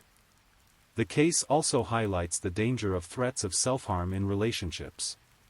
When Shayna threatened to hurt herself if Ryan left her, she was using one of the most manipulative tactics in the domestic abuse playbook. This type of threat is designed to trap the victim in the relationship through guilt and fear, making them feel responsible for their partner's well-being. Another important lesson is about the escalation of controlling behavior. Shayna's actions had escalated over time, from constant texting and calling to hacking Ryan's social media accounts to showing up at his home uninvited. Each boundary that was crossed made it easier to cross the next one, until ultimately, the final boundary, the sanctity of human life, was crossed as well. The case also demonstrates how social media and digital communication can be used as tools of harassment and control. Shayna's obsessive monitoring of Ryan's online activity, her hacking of his accounts, and her use of text messages to manipulate and threaten him all show how technology can amplify the potential for abuse. Finally, the case shows how important it is to take threats of violence seriously, even when they come from someone who seems unlikely to carry them out. Shayna was a young, educated woman from a middle-class family, not someone who would typically be seen as a violent threat. But domestic violence can come from anyone, regardless of their background or appearance. Shayna Hubers is currently serving her sentence of life in prison without the possibility of parole at the Kentucky Correctional Institution for Women in Pewee Valley, Kentucky. She will be eligible for parole in 2055, when she is 64 years old, but given the nature of her crime and her sentence, it is unlikely that she will ever be released. Since her conviction, Shayna has largely disappeared from public view. She has given no interviews, made no public statements, and has not attempted to appeal her second conviction. She appears to have accepted her fate and is serving her sentence quietly. Ryan Poston's family has worked to keep his memory alive through various memorials and charitable activities. They have established scholarships in his name and have spoken publicly about the importance of recognizing the signs of domestic violence and toxic relationships. The case continues to be studied by legal professionals, psychologists, and domestic violence experts as an example of how relationships can turn deadly when one partner refuses to accept that the relationship is over. As we reach the end of this tragic story, it's important to remember that this was not just a case study or a legal proceeding, it was the end of a real person's life and the destruction of real families. Ryan Poston was someone's son, someone's friend, someone's colleague. His death left a hole in the lives of everyone who knew him. Shayna Hubers was also a real person, a young woman who had dreams and ambitions and a future ahead of her. Her actions on October 12, 2012, destroyed not only Ryan's life but her own as well. She will spend the rest of her life in prison, a consequence of her inability to accept that sometimes love ends. The story of Ryan Poston and Shayna Hubers serves as a reminder that domestic violence can take many forms, that controlling behavior can escalate to deadly violence, and that it's important to take threats seriously, even when they come from someone who seems unlikely to carry them out. It's also a reminder that love should never be possessive, that healthy relationships require respect for boundaries, and that no one has the right to control another person's life or choices. If you or someone you know is in a relationship that involves controlling behavior, threats, or violence, please seek help. There are resources available, including the National Domestic Violence Hotline, which can be reached 24 hours a day at 1-800-799-7233. The death of Ryan Poston was a tragedy that could have been prevented. By learning from this case and recognizing the warning signs of toxic relationships, we can work to ensure that similar tragedies don't happen to others. Rest in peace, Ryan Carter Poston. Your life mattered, your dreams mattered, and your story will continue to serve as a warning and a reminder to others. Please, if you're enjoying these stories, don't forget to comment where you're listening from and the current time in your corner of the world. Also, be sure to like this video and subscribe if you haven't already, so you don't miss our next true crime stories for sleep. Now, let's move on to our third story. Story 3. Tonight, We're traveling to the remote desert landscapes of Utah, where the disappearance of a young woman has left a community searching for answers and a family desperate to bring their daughter home. This is the story of Elizabeth "Lizzie" Green, a 21-year-old with bright green eyes and an infectious smile, who vanished on what should have been the first day of her new job. It's a case that highlights the vast, unforgiving nature of the American West, where someone can disappear without a trace in landscapes so expansive that search efforts become like looking for a needle in a haystack. Before we begin, I want to acknowledge that this is an ongoing case. Elizabeth Green is still missing, and her family continues to search for answers. If you have any information about her whereabouts, please contact the Juab County Sheriff's Office. To understand Lizzie's story, we need to first understand the place she called home. Kalau, Utah, is a tiny unincorporated community nestled in the northern part of Snake Valley, right along the Utah-Nevada border. It's the kind of place where everyone knows everyone, where the nearest major city is hours away, and where the landscape stretches endlessly under vast desert skies. Population-wise, Kalau barely registers on most maps. It's home to fewer than 100 people, scattered across ranches and homesteads that dot the valley floor. The community exists primarily to serve the ranching families who have called this remote corner of Utah home for generations. Here, neighbors are separated by miles rather than fences, and self-reliance isn't just a philosophy, it's a necessity. Elizabeth Jewel Green, known to everyone as Lizzie, was born into this world on a crisp autumn day in 2002. At 21 years old, she stood tall at 5 feet 11 inches, with striking green eyes that seemed to reflect the endless Utah sky and light brown hair that caught the desert sun. Those who knew her described a young woman who carried herself with quiet confidence, someone who understood the rhythms of ranch life and wasn't afraid of hard work. Lizzie lived with her mother, Vanessa Simmons, in their family home in Kalau. The relationship between mother and daughter was close, forged by the isolation of their remote location and strengthened by shared experiences of ranch life. Vanessa had raised Lizzie to be independent and capable, qualities that were essential for survival in such a remote location. Like many young people growing up in rural communities, Lizzie faced the challenge of limited local employment opportunities.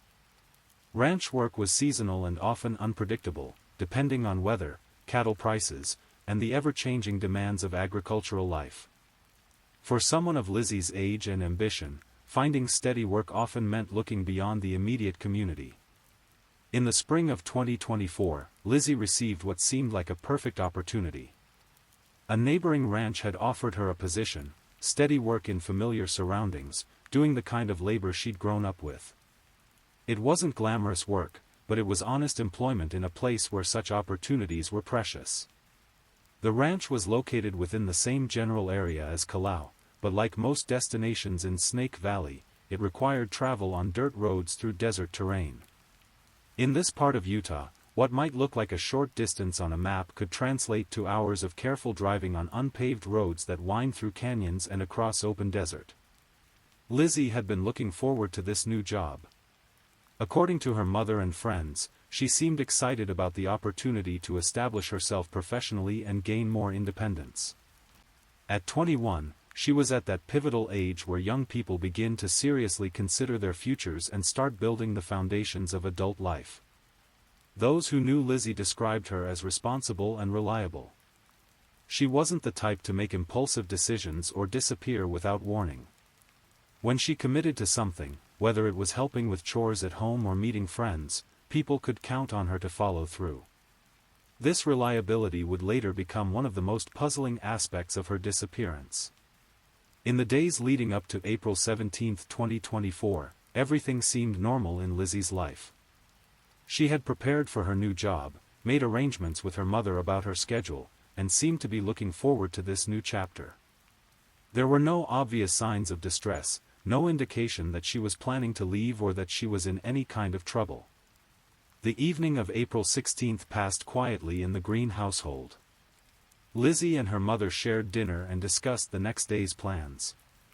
Lizzie would leave around noon to make the drive to her new workplace, allowing plenty of time to navigate the desert roads and arrive punctually for her first day. As night fell over Snake Valley, the desert settled into its characteristic stillness. The kind of profound quiet that city dwellers rarely experience, broken only by the distant call of coyotes or the whisper of wind through sagebrush. It was in this peaceful setting that Lizzie Green spent what would be her last night at home. April 17, 2024, dawned clear and bright in Snake Valley, the kind of spring morning that makes the desert seem almost welcoming. The temperature was mild, perfect for travel, and visibility was excellent across the vast landscape. For Lizzie Green, it should have been an ordinary day marking the beginning of a new job and new possibilities. The morning routine in the Green household was typical for a family preparing for a workday. Lizzie rose early, as was her habit, and took care of her usual morning responsibilities. She dressed carefully for her first day, choosing clothes that were both practical for ranch work and presentable for meeting new employers. Her outfit that day would later become crucial details in the missing person reports. Lizzie wore a pink tie-dye hoodie with a high-cut design, the kind of casual, comfortable clothing that was perfect for the variable temperatures of desert spring days. She paired this with light blue jeans, practical and durable for outdoor work. On her feet were black Converse high-top sneakers with white trim, a popular choice among young people but perhaps not the most practical for ranch work. She carried a distinctive white backpack purse decorated with what her mother described as sprinkles, small colorful decorations that made the bag uniquely identifiable. This attention to personal style, even in practical clothing choices, reflected Lizzie's personality, someone who found ways to express herself while still being practical. Vanessa Simmons later recalled that her daughter seemed normal that morning. There was no unusual anxiety or reluctance about the new job. If anything, Lizzie appeared eager to get started and make a good impression on her new employers. They shared breakfast together and discussed the route Lizzie would take to reach the ranch. The drive to the neighboring ranch was not a simple journey. While the destination was within the same general region, reaching it required navigation of dirt roads that crossed through some of the most remote terrain in Utah. These weren't maintained highways but rather tracks worn by ranchers and their vehicles over decades of use. The route would take Lizzie through landscape that, while beautiful, was also unforgiving. Rolling hills covered in sagebrush stretched to distant mountain ranges, broken by occasional canyons and dry creek beds. Cell phone coverage in this area was spotty at best, and in many locations, completely non-existent. GPS navigation, which urban dwellers take for granted, was unreliable in these remote areas where satellite signals could be blocked by terrain features. Around noon, as planned, Lizzie prepared to leave for her new job. She gathered her things, including the white backpack purse, and said goodbye to her mother.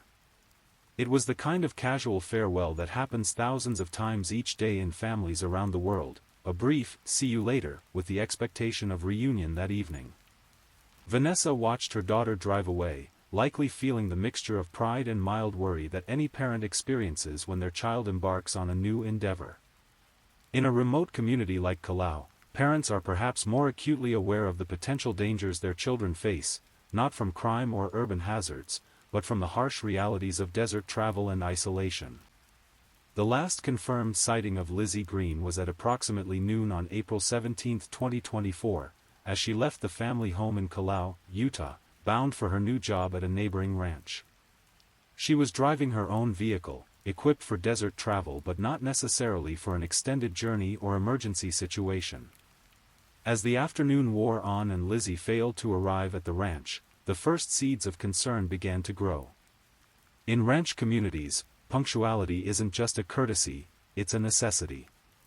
Work schedules are built around daylight hours, animal feeding times, and coordinated activities. When someone doesn't show up as expected, especially for a first day of work, it's immediately noticed. The ranch supervisors attempted to contact Lizzie when she failed to arrive at the expected time. However, their calls went unanswered. In the remote areas around Kalau, cell phone dead zones are common, so initially, this might not have seemed alarming. It's not unusual for people to be temporarily out of contact while traveling through certain areas.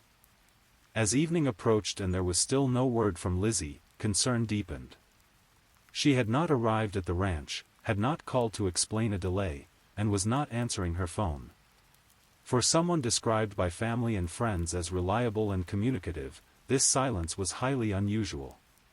Vanessa Simmons spent the evening trying to reach her daughter, calling repeatedly and getting no response. As a mother in a remote area, she understood the potential dangers of desert travel, vehicle breakdowns, getting lost on unfamiliar roads, or accidents in areas where help might be hours away. Each unanswered call increased her anxiety. By nightfall on April 17, it was clear that something was wrong. Lizzie Green, who had left home that morning excited about her new job, had vanished somewhere between her family home in Callao and the ranch where she was expected to start work.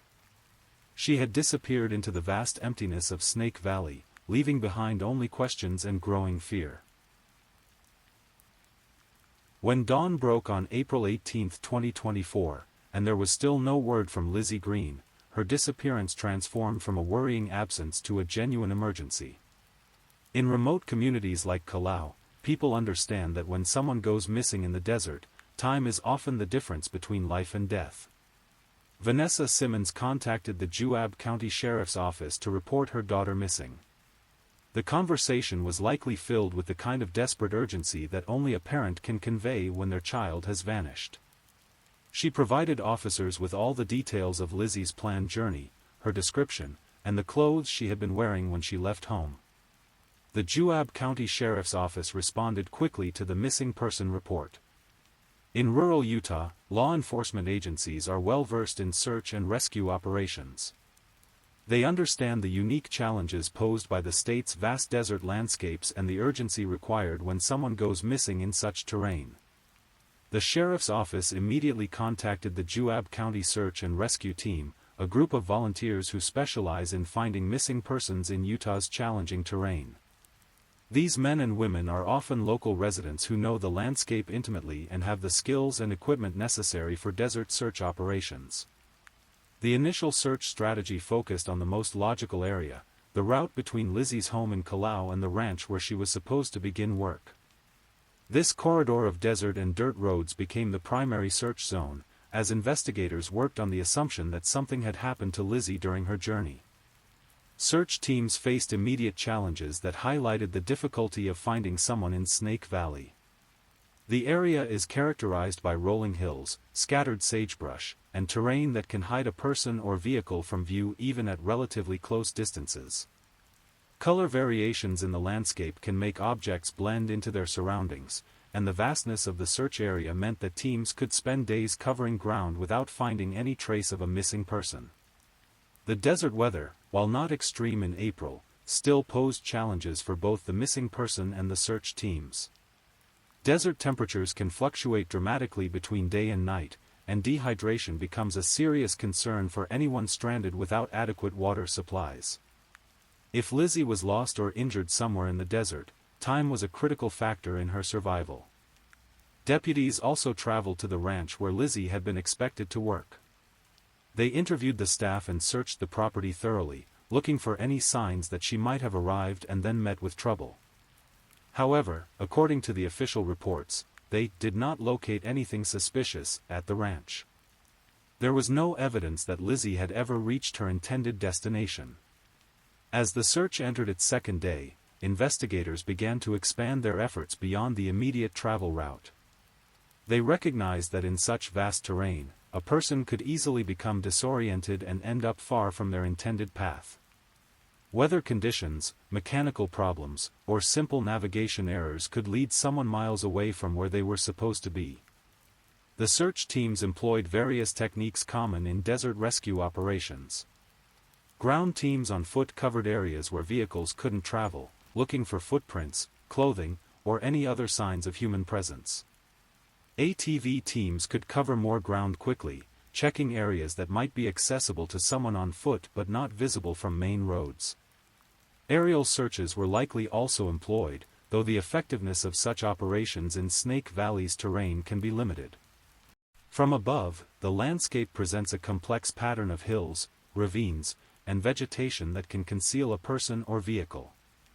The eye-straining nature of aerial searching, combined with the vastness of the area, makes finding a single individual extremely challenging. One of the most frustrating aspects of the search was the lack of cell phone signal in much of the search area.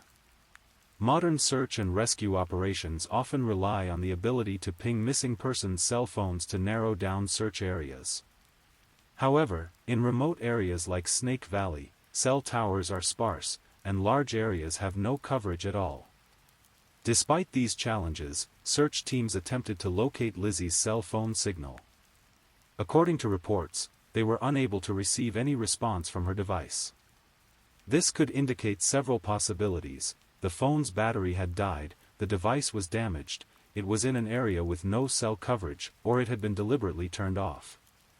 As days passed without finding any trace of Lizzie, investigators began to consider alternative scenarios.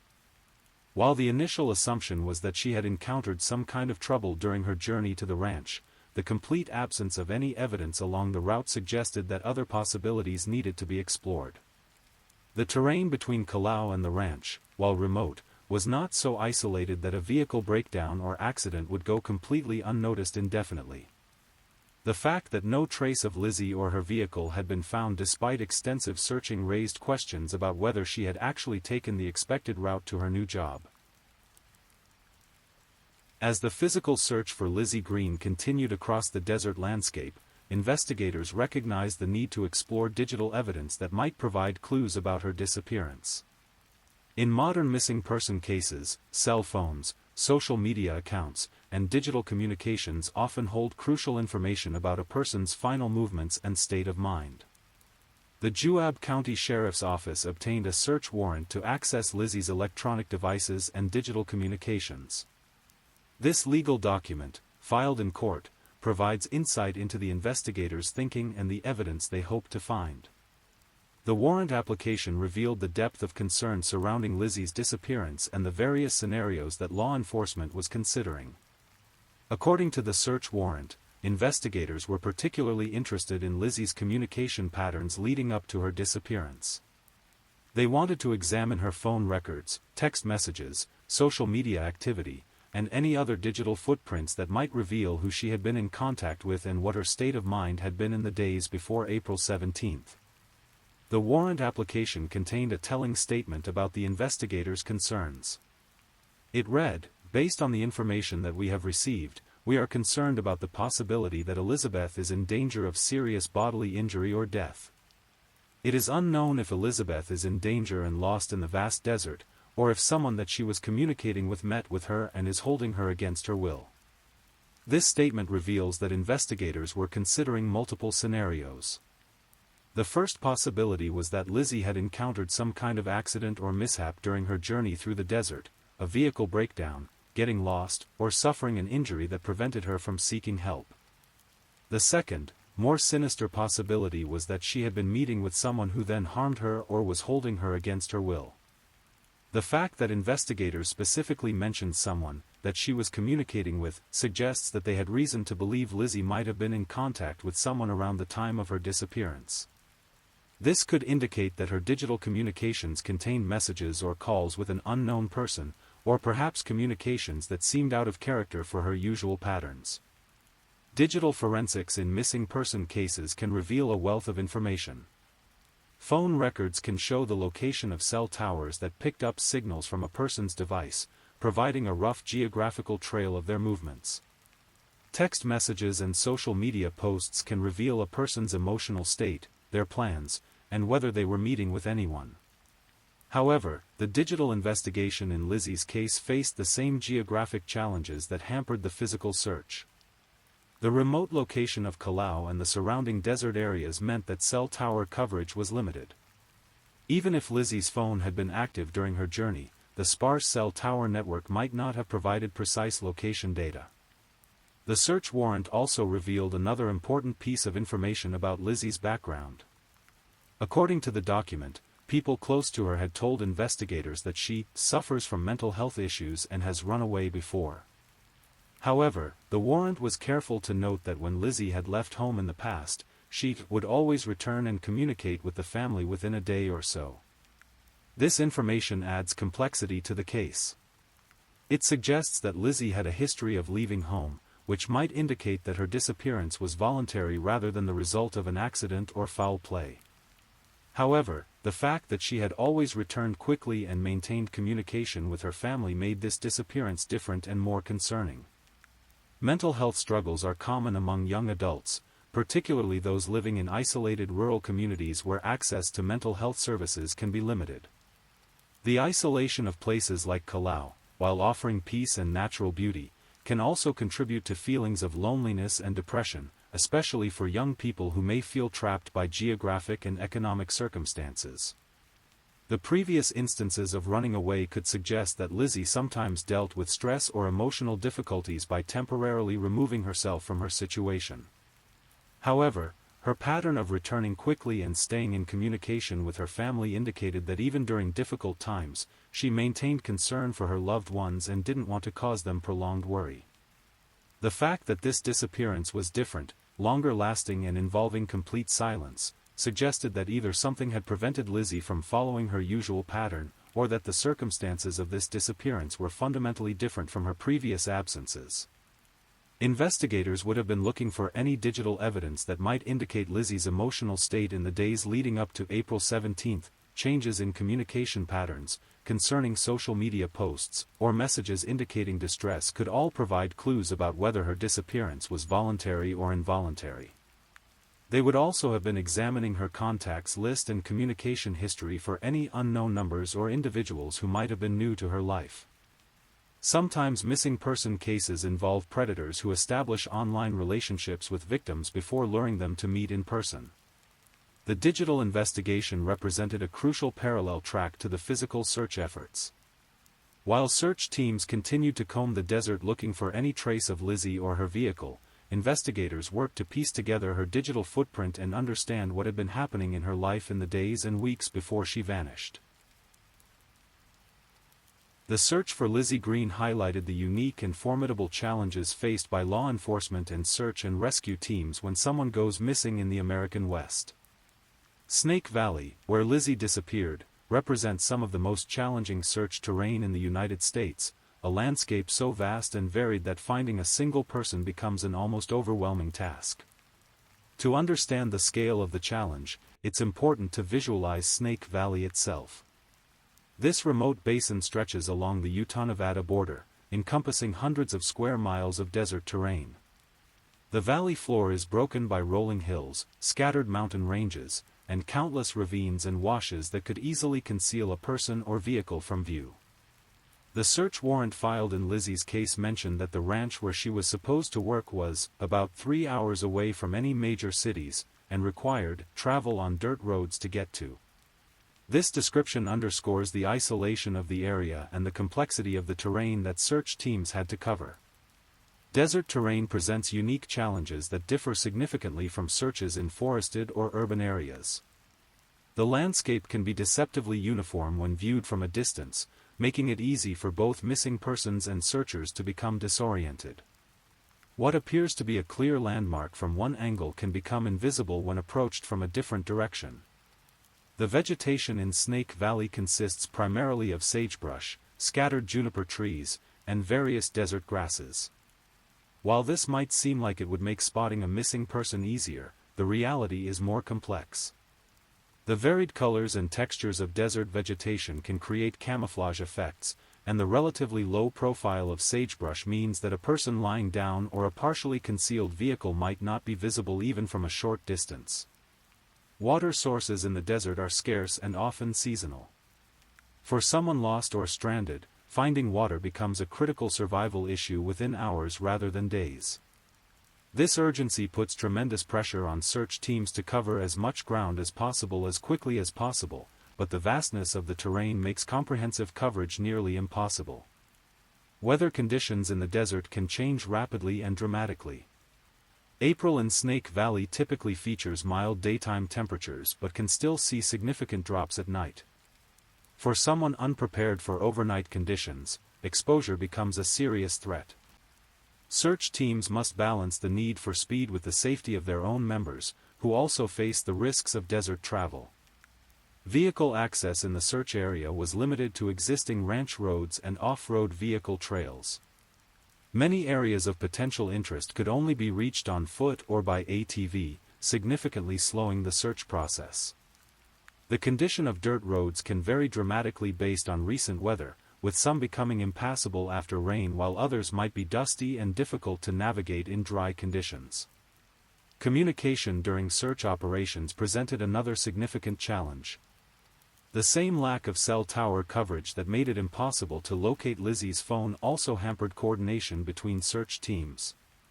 Radio communication had limited range in the hilly terrain, meaning that search teams often had to maintain visual contact with each other or rely on pre-arranged meeting points and schedules. The psychological aspects of desert searching also take their toll on search teams. The vastness of the landscape can create a sense of futility, as team members realize they could walk within yards of what they're looking for and never see it. The repetitive nature of the terrain can lead to eye strain and fatigue, reducing the effectiveness of visual searches. Aerial searches, while potentially valuable, faced their own limitations in Snake Valley. The varied topography meant that aircraft had to fly at different altitudes to thoroughly examine different areas, and the play of light and shadow across the desert landscape could make spotting objects extremely difficult. Additionally, the cost and logistics of aerial searches meant they couldn't be sustained indefinitely. As days passed without finding any trace of Lizzie, search coordinators faced increasingly difficult decisions about resource allocation. Search and rescue operations are expensive and labor-intensive, relying heavily on volunteers who have their own jobs and families to consider. The longer a search continues without success, the more difficult it becomes to maintain the same level of intensity. The search teams also had to consider the possibility that Lizzie might not be in the immediate area at all. While the initial focus was on the route between her home and the ranch, the complete absence of any trace suggested that she might have taken a different route, ended up somewhere unexpected, or that the circumstances of her disappearance were different from what they initially appeared. Weather patterns in the desert can also complicate search efforts weeks or months after a disappearance. Spring storms can wash away tracks, move debris, and alter the landscape. What might have been visible evidence immediately after someone went missing could be obscured or destroyed by natural processes. The emotional toll on search teams shouldn't be underestimated. Many of the volunteers involved in searching for Lizzie were local residents who might have known her or her family personally. The knowledge that a young woman from their community was missing added personal stakes to their efforts and made the lack of success particularly frustrating. Despite all these challenges, search teams continued their efforts with the dedication and persistence that characterizes search and rescue operations throughout the American West. They understood that their work represented the best hope for bringing Lizzie home and providing answers to her family. In small, tight-knit communities like Kalau, the disappearance of one person reverberates through the entire social fabric. Lizzie Green wasn't just a missing person statistic, she was a neighbor, a friend, a daughter whose absence left a palpable void in the community. The response to her disappearance revealed both the strength of rural communities and the particular challenges they face in times of crisis. Vanessa Simmons, Lizzie's mother, became the focal point of community support and the driving force behind continued efforts to find her daughter. In the days and weeks following Lizzie's disappearance, Vanessa took to social media, particularly Facebook, to share information about her daughter and coordinate search efforts. Her Facebook posts painted a picture of a mother's desperation and love.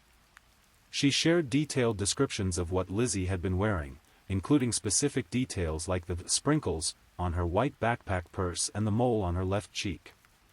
These weren't just identifying details, they were the small, intimate characteristics that a mother notices and remembers about her child. The social media campaign served multiple purposes. It kept Lizzie's case in the public eye, providing a platform for sharing new information and coordinating volunteer efforts. It also gave Vanessa a way to channel her anxiety and grief into action, maintaining hope through continued activity and outreach.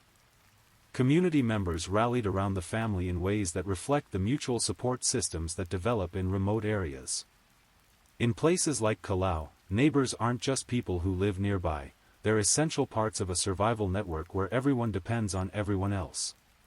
When one family faces a crisis, the entire community feels the impact. Local ranchers likely contributed their knowledge of the terrain, their vehicles, and their time-to-search efforts. In rural communities, people understand the landscape in ways that outsiders cannot. They know which roads are passable in different weather conditions, where someone might seek shelter, and how the terrain can hide or reveal what searchers are looking for. The response from the broader community extended beyond Kalau itself. As news of Lizzie's disappearance spread through social media and local news outlets, people from across Utah and neighboring states became aware of her case. This expanded awareness brought additional resources and attention but also highlighted the challenges of coordinating large-scale volunteer efforts in remote areas. For Vanessa Simmons, each day without news brought a fresh wave of anguish. The uncertainty of not knowing what happened to her daughter creates a particular kind of torment that the families of missing persons describe as a living nightmare. Unlike other forms of loss, where there is finality and the possibility of grieving and moving forward, the disappearance of a loved one creates a suspended state of hope and fear. The waiting becomes a full-time emotional occupation. Every phone call might bring news. Every social media message could contain a crucial tip. Every day begins with hope that this will be the day answers come, and ends with the crushing disappointment of continued silence. The financial strain of a missing person case also weighs heavily on families. While search and rescue efforts are typically provided by volunteers and law enforcement agencies, families often face costs for private investigators, reward money, travel expenses for search coordination, and lost income from time away from work. In rural communities, these financial pressures can be particularly acute. Many families live paycheck to paycheck, and the disruption caused by a missing person case can quickly become overwhelming. Community fundraising efforts often emerge to help families cope with these unexpected expenses, but the financial stress adds another layer to an already unbearable situation. The psychological impact extends beyond the immediate family to friends, neighbors, and even strangers who become invested in the case. In small communities, everyone knows everyone, and the fear that something terrible could happen to someone local creates a sense of vulnerability that affects everyone. The case also brings up uncomfortable questions about safety in rural areas. While crime rates in places like Kalau are typically very low, the isolation that provides peace and quiet also means that if something does go wrong, help is far away. The disappearance of someone like Lizzie forces community members to confront the potential dangers of their remote lifestyle. As weeks turned to months without answers, the initial intensity of community response inevitably began to wane. This is a natural and unfortunate reality of missing person cases. The human capacity for sustained crisis response is limited, and as time passes without resolution, other priorities and concerns begin to reassert themselves. However, for families like the Simmons family, the passage of time doesn't diminish the urgency or the pain. While the community's attention might shift to other concerns, the family's need for answers remains as acute as ever.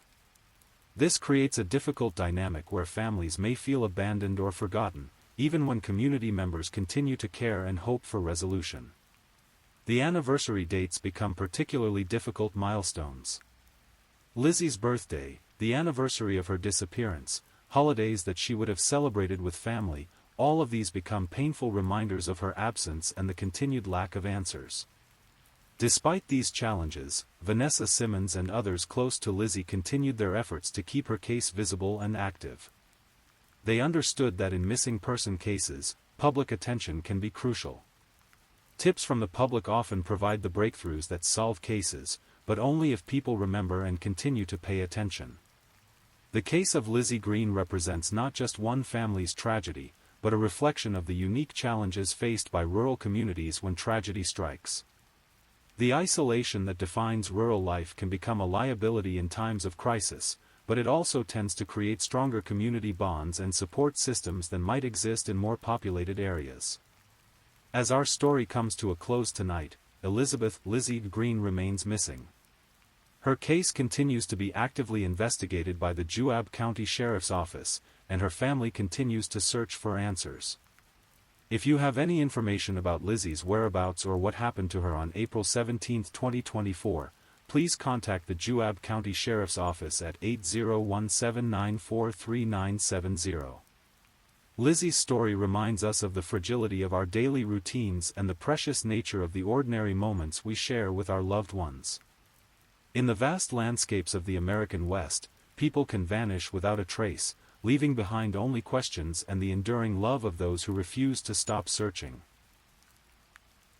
Please, I'm putting it out there, if you're still awake and listening, don't forget to comment where you're listening from and the current time in your corner of the world. Also, be sure to like this video and subscribe if you haven't already, so you don't miss our next true crime stories for sleep. Now, let's move on to our fourth story.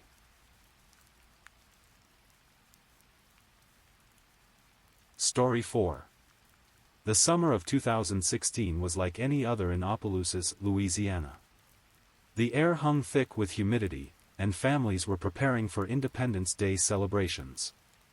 But for one young mother, July 4th would mark not independence, but the beginning of an 8-year mystery that would test the limits of forensic science, family devotion, and the relentless pursuit of justice.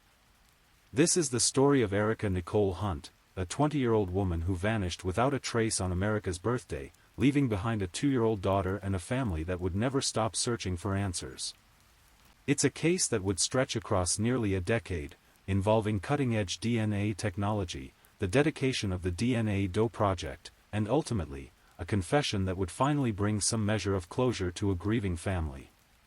Tonight, we'll walk through every twist and turn of this heartbreaking case, from the moment Erica disappeared to the recent arrest that finally solved this cold case mystery. So let me tell you about Erica Hunt, a young woman whose story reminds us that even when cases seem hopeless, the truth has a way of eventually surfacing. To understand the tragedy of what happened to Erica Hunt, we first need to understand who she was. Born on July 10, 1995, Erica Nicole Hunt was a young woman full of life and dreams. At just 20 years old, she had already taken on one of life's greatest responsibilities, motherhood. Her daughter, Brianna, was the light of her life, a beautiful 2-year-old who looked just like her mother. Erica lived in Opelousas, Louisiana, a small city in St. Landry Parish with a population of about 17,000 people. It's the kind of place where everyone knows everyone, where families have deep roots that stretch back generations. The community is tight-knit, built around Creole and Cajun traditions, where family gatherings are sacred and holidays are celebrated with the kind of warmth and joy that only Louisiana knows how to deliver. Those who knew Erica described her as devoted to her daughter. She was young, yes, but she had embraced motherhood with the fierce love that defines so many women who become mothers early in life. She worked hard to provide for Brianna, and despite her youth, she was determined to build a good life for them both. Erica's family was close. Her mother and sister would later tell investigators and reporters that Erica was the kind of person who stayed in touch, who showed up for family events, who wouldn't just disappear without saying something to someone. This would become crucial information as the investigation unfolded, because it established that Erica's sudden absence was completely out of character. Like many young people, Erica had made some mistakes in her past.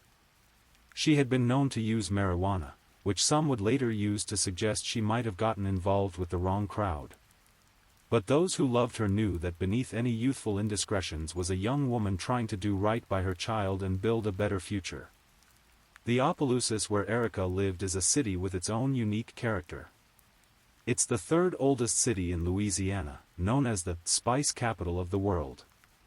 The downtown area is filled with historic buildings, and the community takes pride in its cultural heritage.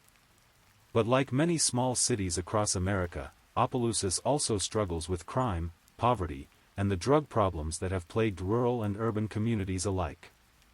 This context matters because it helps us understand both the environment where Erica lived and the challenges investigators would face in solving her case. In tight-knit communities, people often know more than they're willing to say. Fear, loyalty, and mistrust of law enforcement can create walls of silence that make investigations incredibly difficult. As we'll see, Erica's case would become one of those investigations where the community's response would be mixed, some people desperate to help find her, others reluctant to get involved, and perhaps some who knew exactly what had happened but chose to remain silent for years. July 4, 2016, started like any other Independence Day in Louisiana. Families were gathering for barbecues, children were excited about fireworks, and the oppressive summer heat was briefly forgotten in the anticipation of celebration. For Erica Hunt, it would be the last normal day of her life, though she had no way of knowing it at the time. The previous evening, July 3, Erica had attended a 4th of July gathering with her family. This was important. It established that she was safe, happy, and surrounded by people who loved her just hours before she disappeared. Family members would later tell investigators that nothing seemed unusual about Erica's behavior that evening. She seemed like herself, a young mother looking forward to the holiday, spending time with her daughter and extended family. But it was what happened on July 4 itself that would become the focus of intense investigation and speculation. According to police reports, Erica was last seen on July 4, 2016, around a residence located on Hirsch's Alley, behind Ray's Boudin off of Vine Street in Opelousas. This location would become crucial to the investigation, though it would take years for its full significance to become clear. Ray's Boudin is a local establishment, the kind of place that serves as an informal community gathering spot. In Louisiana, Boudin, a type of sausage made with rice, meat, and spices, is more than just food, it's part of the cultural fabric. The fact that Erica was last seen in this area suggests she was in a familiar part of town, not somewhere she would have felt unsafe or out of place. Hirsch's Alley, where she was specifically last seen, is a small residential area behind the Boudin shop. It's the kind of place where people might gather casually, where friends might meet up, where someone might go to visit people they knew. The question that would haunt investigators for years was simple: who was Erica visiting, and what happened during that visit? When Erica failed to return home that evening, her family initially wasn't alarmed. Young people sometimes stay out late, especially on holidays. Sometimes plans change, and sometimes people end up staying overnight with friends. But as the hours stretched into the next day, and then into the day after that, concern began to mount. What made Erica's disappearance particularly troubling was what she left behind. Her wallet, containing her identification, was found at her residence. This was significant because it suggested that whatever had happened to Erica, it wasn't planned on her part. People don't typically leave their ID behind when they're planning to go somewhere voluntarily, especially somewhere that might require identification. Even more concerning was the fact that her cell phone was never found. In 2016, cell phones were already ubiquitous, especially among young people. They were lifelines to family, friends, and emergency services. The fact that Erica's phone disappeared with her suggested that either she had taken it with her voluntarily, or someone had taken it to prevent her from using it to call for help. The combination of the left-behind wallet and the missing phone created a puzzle that investigators would struggle with for years. It suggested that Erica's disappearance was sudden and unexpected, at least from her perspective. She had left behind not just her identification, but her life, her daughter, her family, her responsibilities. Everything suggested that she had intended to return home. As July 5 turned into July 6, and still no word from Erica, her family made the decision that would officially begin one of Louisiana's most challenging missing person cases. They contacted the Opelousas Police Department to report Erica Hunt missing. The initial response was, unfortunately, typical of many missing person cases involving young adults. There's often an assumption that the person has simply chosen to leave, that they'll return on their own when they're ready. But Erica's family knew better. They knew their daughter, their sister, their granddaughter's mother. They knew she wouldn't just disappear without a word, wouldn't abandon her child, wouldn't cause her family this kind of anguish voluntarily. The Opelousas Police Department opened a missing person case, beginning what would become an 8-year investigation. Detective work in missing person cases is methodical and often frustrating. Investigators must trace the missing person's last known movements, interview everyone who might have seen them, and follow every possible lead, no matter how unlikely it might seem. In Erica's case, this meant focusing on that last known location, Hirsch's alley behind Ray's Boudin. Who lived there? Who was Erica visiting? Who might have seen her? These questions would drive the initial investigation, though the answers would prove elusive. When someone disappears in a small community like Opelousas, the response can be both intensely personal and frustratingly limited. On one hand, everyone knows everyone, which means word spreads quickly and people are genuinely invested in helping. On the other hand, small police departments often lack the resources and specialized expertise needed for complex missing person investigations. The Opelousas Police Department, led by the investigation into Erica's disappearance, began with the standard protocols. They interviewed family members, friends, and anyone who might have been among the last people to see Erica alive. They canvassed the area around Hirsch's alley, knocking on doors and asking if anyone had seen anything unusual on July 4th or in the days that followed. But investigations like this are only as good as the information people are willing to share, and in many communities, there's a complex relationship between residents and law enforcement. Some people are eager to help, while others are reluctant to get involved, whether out of fear, mistrust, or simply a desire to avoid being drawn into police business. What made the investigation particularly challenging was the lack of obvious leads. Erica hadn't been involved in any known conflicts. She wasn't known to have enemies. She wasn't involved in any obvious high-risk behaviors that might have put her in danger.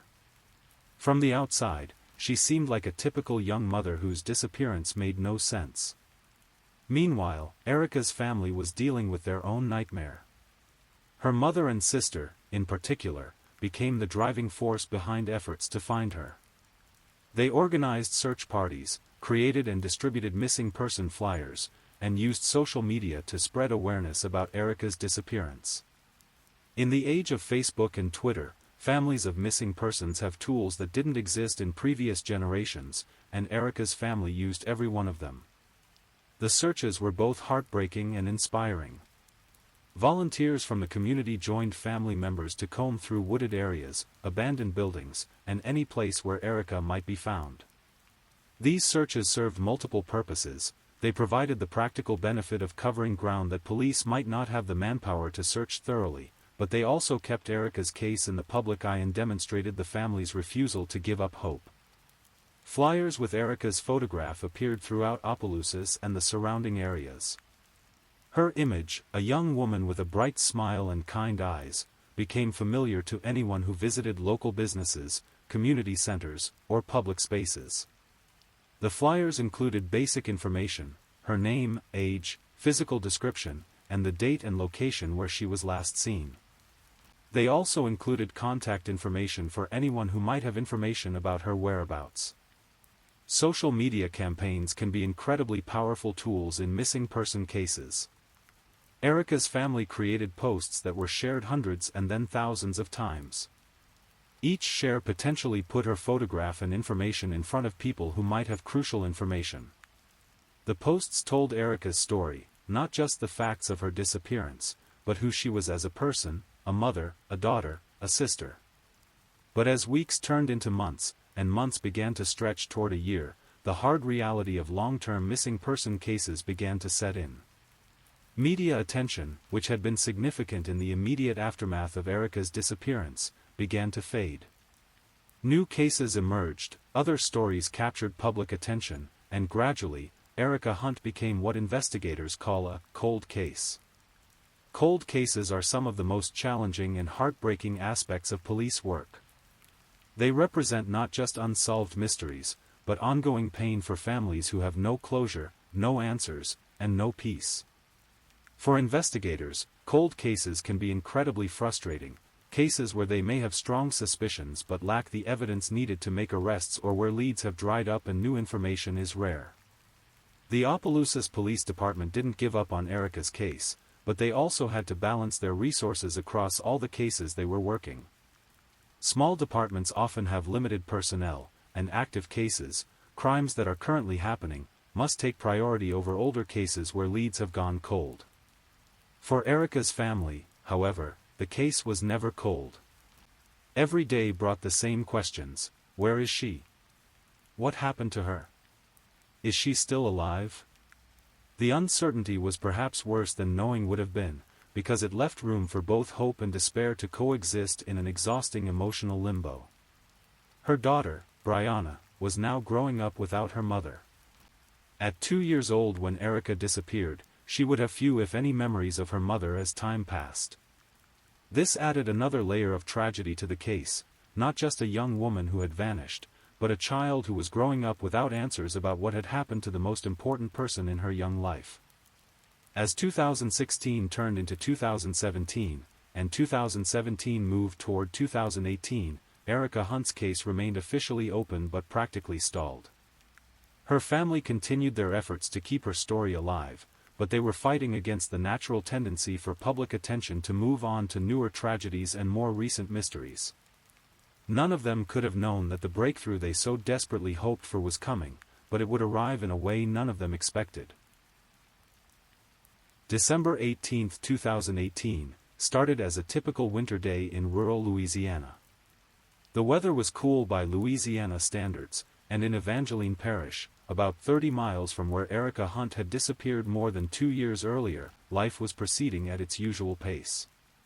But that afternoon, a search that was supposed to be about finding one missing person would instead reveal the tragic fate of another. Evangeline Parish authorities were conducting a search for a missing child, a different case entirely, unrelated to Erica Hunt's disappearance. These searches are always urgent and community-wide efforts. When a child goes missing, everyone drops what they're doing to help look. Volunteers, law enforcement officers, and emergency personnel spread out across the area, checking every possible location where a child might be found. It was during this search that someone made a discovery that would change everything. In a rural area near Ville Platte, under a shed on Prairie Ronde Road, searchers found skeletal remains. The discovery was immediately recognized as significant. These were clearly human remains, and they had been there for some time.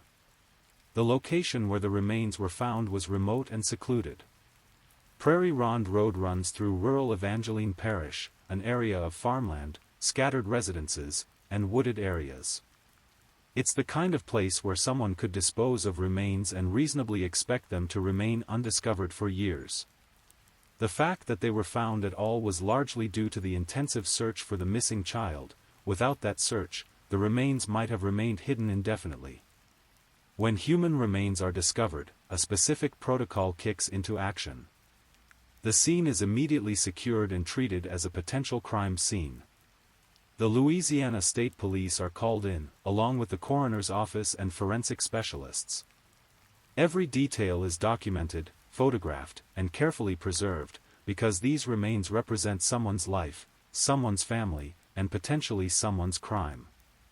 The remains found under the shed consisted primarily of a skull with teeth, along with other partial skeletal remains.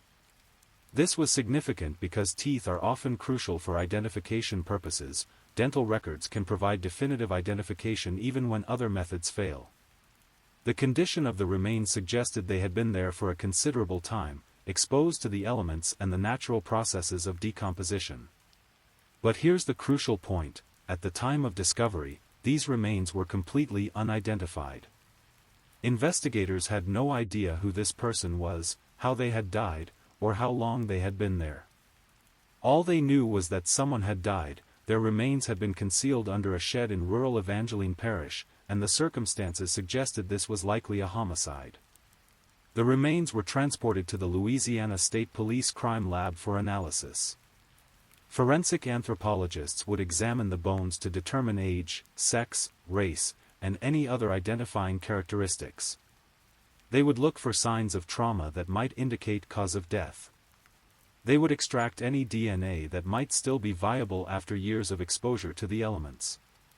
Meanwhile, investigators began the process of trying to figure out who these remains might belong to. They consulted missing person databases, looking for individuals who had disappeared in Louisiana or neighboring states and whose physical characteristics might match what they could determine from the remains.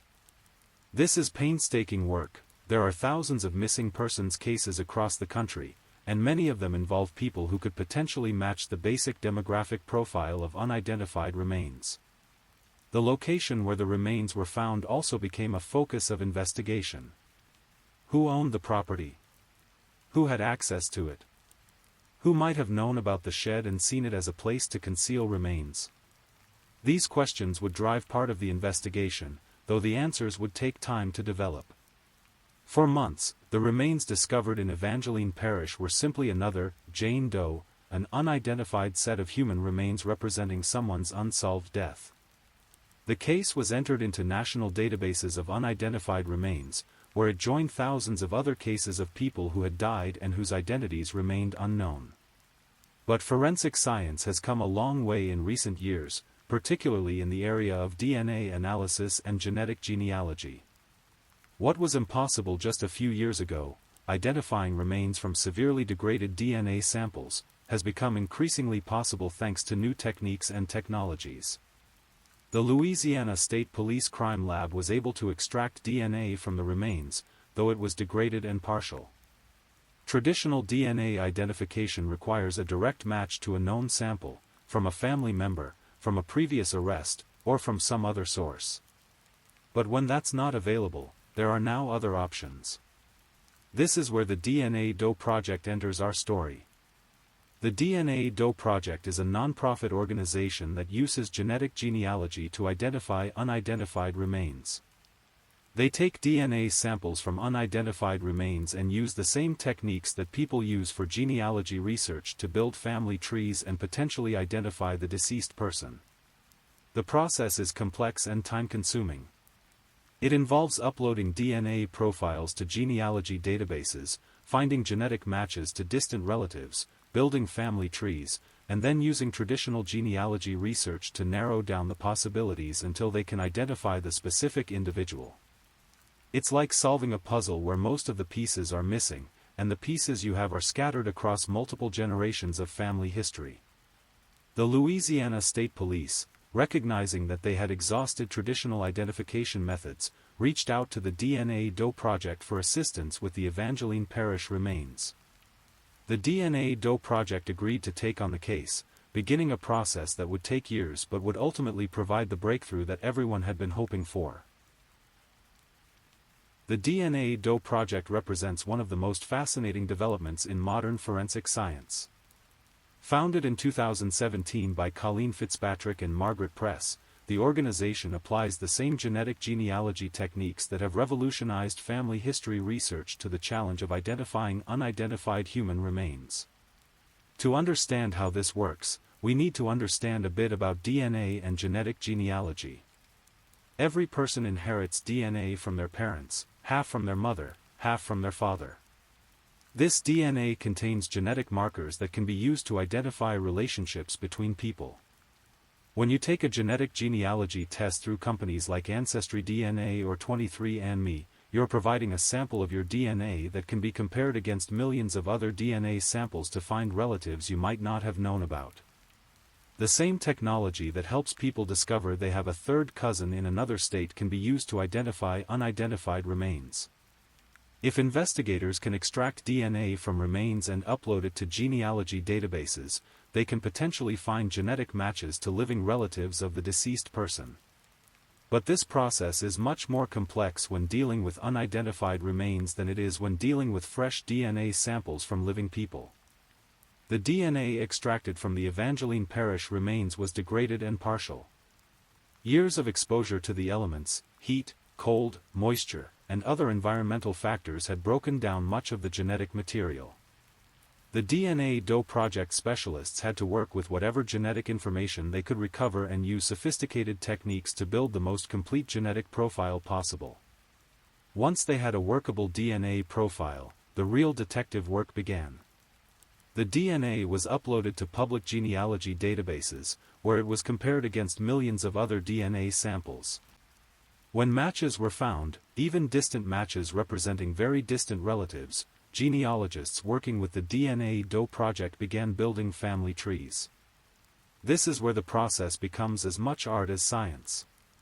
Genetic genealogy requires not just understanding DNA, but understanding family history, migration patterns, historical records, and traditional genealogy research techniques. The genealogists working on the case had to trace family lines back through generations, following births, deaths, marriages, and movements across the country and even across continents. The goal was to build a family tree that included the unidentified person. By tracing the family lines of genetic matches, the genealogists could theoretically identify all the descendants of common ancestors and determine which of those descendants might match the physical characteristics and circumstances of the unidentified remains. This process took months of painstaking work. Each genetic match represented a potential lead, but most leads didn't pan out. Family trees had to be built and rebuilt as new information became available. Potential matches had to be researched and either confirmed or eliminated. It's the kind of work that requires enormous patience and attention to detail. Meanwhile, the LSU Faces Lab was also working on the case. The Faces Lab, part of Louisiana State University, specializes in forensic anthropology and facial reconstruction. They were working to extract as much information as possible from the physical remains, not just DNA, but any other clues that might help with identification. Forensic anthropologists can determine a remarkable amount of information from skeletal remains. They can estimate age at death, determine biological sex, assess ancestry, estimate height, and identify any injuries or medical conditions that might have affected the bones. They can also look for evidence of how the person died, signs of trauma, evidence of disease, or other factors that might have contributed to death. All of this information was being compiled into a profile of the unidentified person. They were looking at a young adult female, African American, who had died several years earlier. The remains showed no obvious signs of trauma, which made determining cause of death difficult, but the circumstances of the discovery, concealed under a shed in a remote location, strongly suggested homicide. As the months stretched on, both the DNA Doe Project genealogists and the LSU Faces Lab continued their work. Each approach represented a different path toward the same goal, identifying the remains and hopefully providing answers to a family somewhere who was missing a loved one. The breakthrough, when it came, arrived through the genetic genealogy work. After months of building family trees and researching potential matches, the genealogists working on the case identified a possible match. The genetic evidence suggested that the unidentified remains might belong to a young woman named Erica Nicole Hunt, who had been reported missing from Opelousas, Louisiana in July 2016. The timeline made sense. Erica had disappeared in July 2016, and the remains had been estimated to have been in place for approximately that length of time. The physical characteristics matched: young adult African American female. The geographic proximity was reasonable. Opelousas is only about 30 miles from where the remains were found. But genetic genealogy provides possibilities, not certainties. To confirm the identification, investigators needed additional verification. This is where the detailed missing person report filed by Erica's family became crucial. The report included not just basic physical description, but dental information and any other identifying characteristics that might be useful for comparison. The final confirmation came through dental comparison.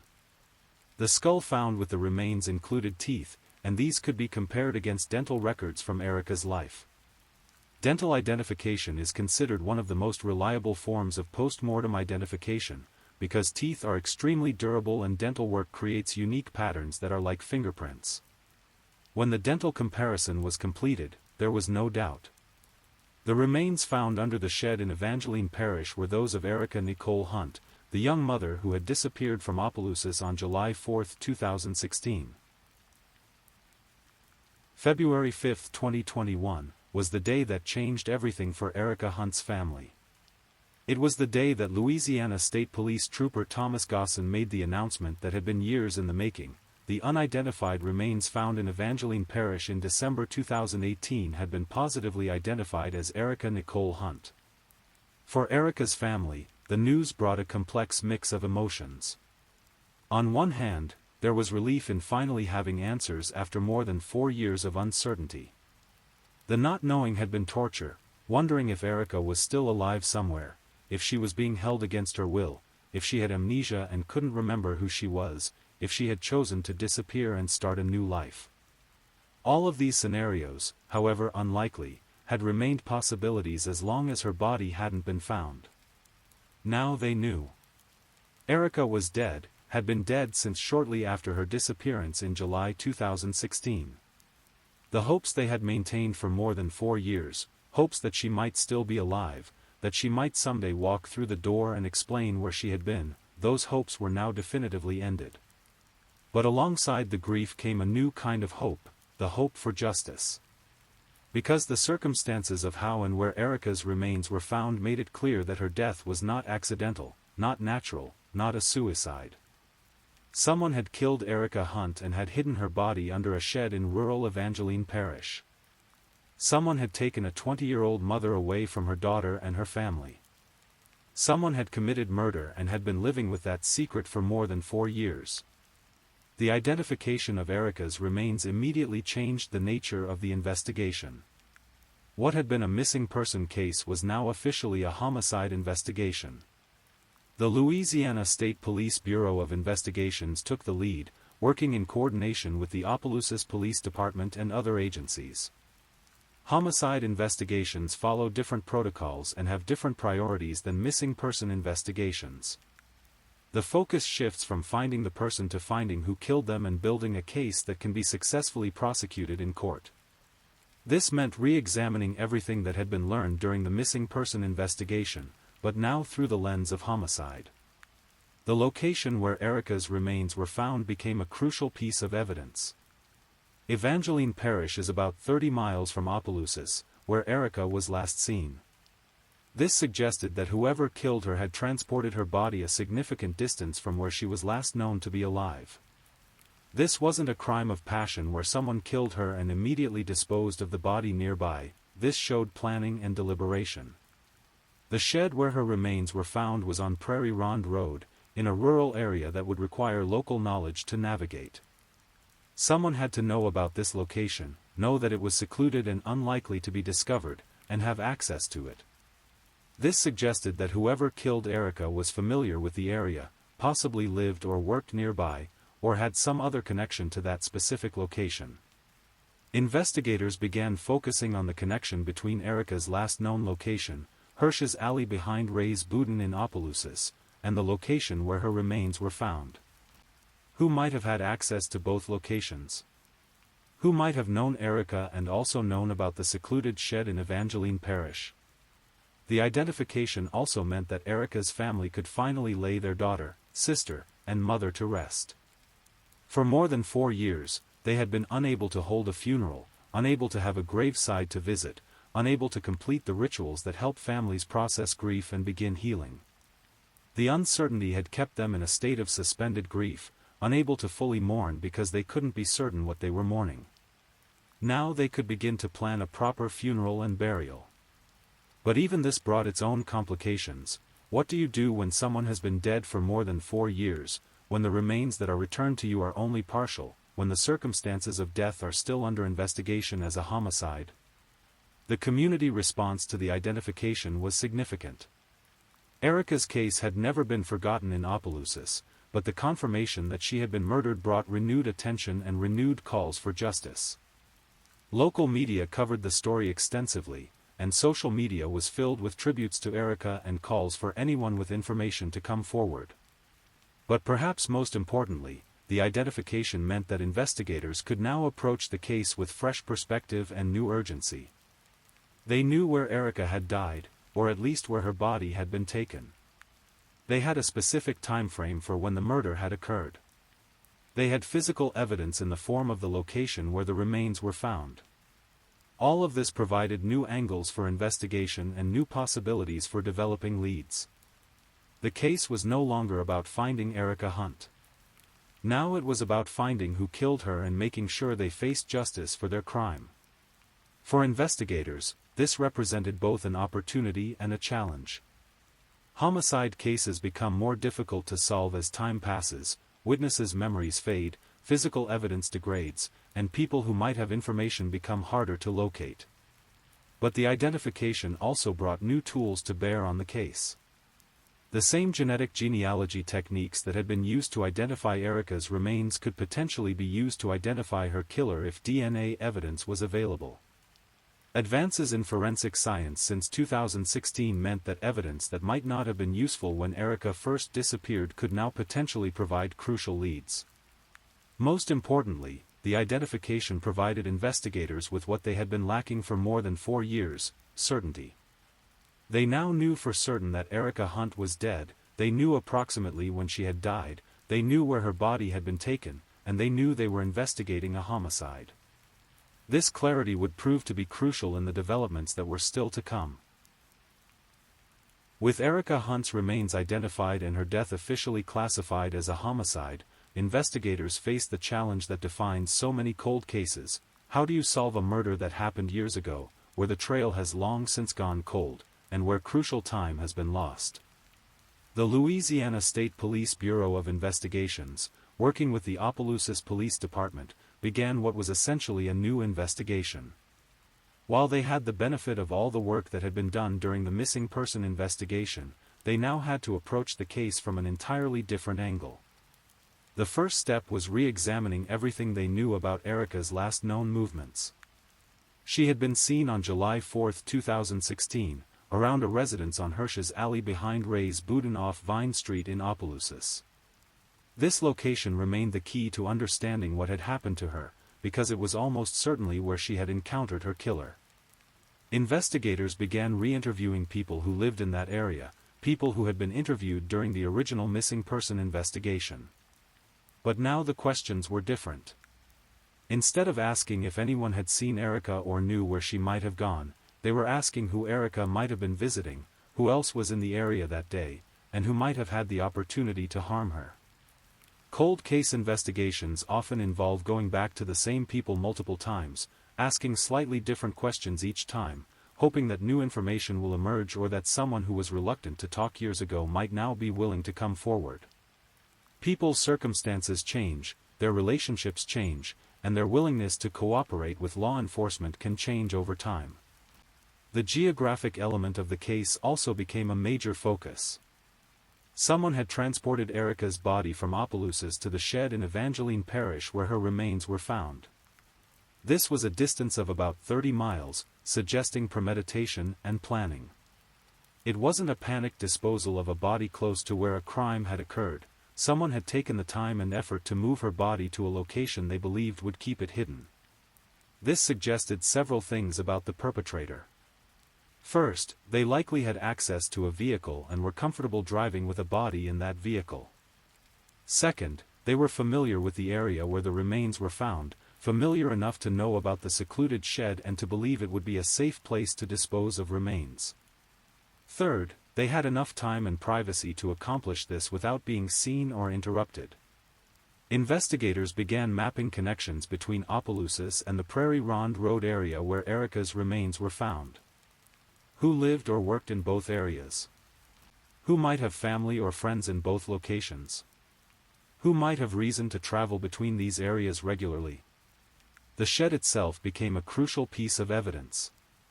Investigators examined property records to determine who owned the land, who had access to it, who might have known about the shed's existence.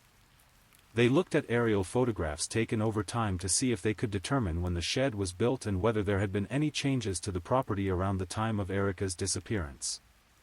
They also re-examined all the physical evidence that had been collected. The remains themselves were studied for any trace evidence that might have been missed during the initial examination. The location where the remains were found was searched again, looking for any evidence that might have been overlooked during the original discovery. One of the challenges in cold case investigations is that memories fade and stories change over time. People who were interviewed in 2016 might remember things differently in 2021, or they might be willing to share information that they weren't comfortable sharing years earlier. Sometimes people who seemed credible during initial interviews are revealed to have been lying, while people who seemed evasive or untrustworthy turn out to have been telling the truth.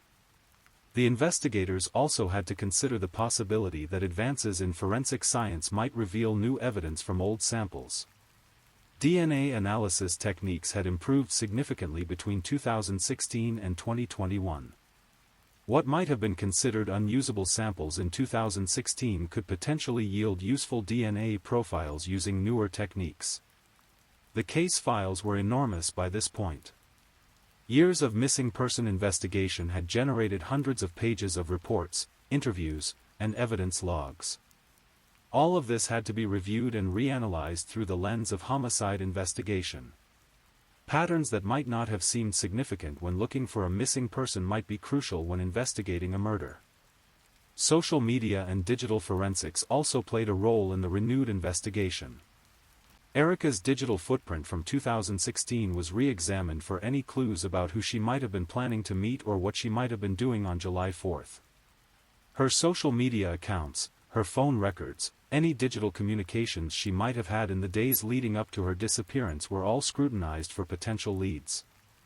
The investigation also had to consider the broader context of crime in the area. Had there been other similar cases? Were there other unsolved disappearances or murders that might be connected to Erica's case? Sometimes what appears to be an isolated crime turns out to be part of a pattern, and investigators have to be alert to these possibilities. As the months passed, the renewed investigation began to focus on specific individuals and specific theories about what had happened to Erica. But cold cases require patience and persistence. Unlike active investigations where leads are fresh and witnesses' memories are clear, cold cases often require investigators to slowly build circumstantial cases, gathering pieces of evidence that individually might not seem significant but collectively paint a picture of what happened. After years of painstaking investigation, the breakthrough in Erica Hunt's case came from an unexpected source, a confession. In early 2024, nearly 8 years after Erica's disappearance and 3 years after her remains were identified, someone came forward with information that would finally solve the case. The details of how this confession came about highlight the complex nature of criminal investigations and the often unpredictable ways that cases are ultimately resolved. According to Louisiana State Police, Carl Riles Jr., 35, was arrested and charged with second-degree murder in connection with Erica's death. The arrest came after what police described as a confession that provided crucial details about what had happened to Erica on July 4, 2016. Confessions in murder cases don't typically happen in a vacuum.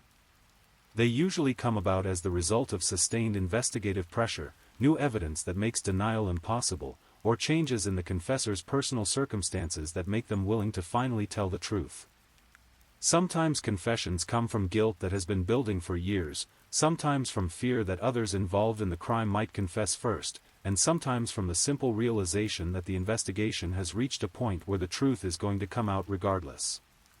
In Carl Riles Jr.'s case, the confession apparently came after investigators had focused their attention on him as a suspect. Louisiana State Police indicated that the investigation had led them to identify Riles as a person of interest, and under questioning, he reportedly provided details about Erica's death that only someone who was present could have known. The arrest of Carl Riles Jr. answered some questions that had been puzzling investigators for years. The connection between the location where Erica was last seen in Opelousas and the location where her remains were found in Evangeline Parish finally made sense. Riles apparently had knowledge of both areas and access to both locations, which explained how Erica's body had ended up 30 miles from where she was last seen alive. The specific details of Riles' confession have not been made public, as is typical in ongoing criminal cases. Prosecutors need to protect the integrity of their case by not revealing all the evidence before trial. But the fact that police were confident enough to make an arrest suggests that the confession included details that could be corroborated with physical evidence and that convinced investigators of its authenticity. Confessions, while powerful evidence, are not automatically accepted by prosecutors or courts. False confessions do occur, sometimes as a result of mental illness, sometimes as a result of coercion, and sometimes for other psychological reasons. Investigators and prosecutors have to carefully evaluate confessions to ensure they are genuine and accurate. In Riles' case, the confession apparently included details about the crime that had not been made public and that could be verified against the physical evidence. This type of holdback information, details about a crime that only the perpetrator would know, is crucial for validating the authenticity of confessions. The arrest also provided answers to Erica's family, who had been waiting for justice for nearly 8 years. For them, the arrest represented the culmination of years of advocacy, years of keeping Erica's case in the public eye, and years of refusing to give up hope that someone would eventually be held accountable for her death. But the arrest also raised new questions. Had Riles acted alone, or were others involved in Erica's death? What was the motive for the murder? What exactly had happened on July 4, 2016, that had led to Erica's death? These questions would presumably be answered as the case moved through the court system. The arrest also highlighted the importance of persistence in cold case investigations. For years, it might have seemed like Erica's case would never be solved. The trail had gone cold, leads had dried up, and the passage of time had made the investigation increasingly difficult. But investigators never closed the case, never stopped looking for new evidence, never stopped following up on potential leads. The identification of Erica's remains in 2021 had provided new momentum to the investigation, but it had still taken 3 more years to develop the evidence needed to make an arrest.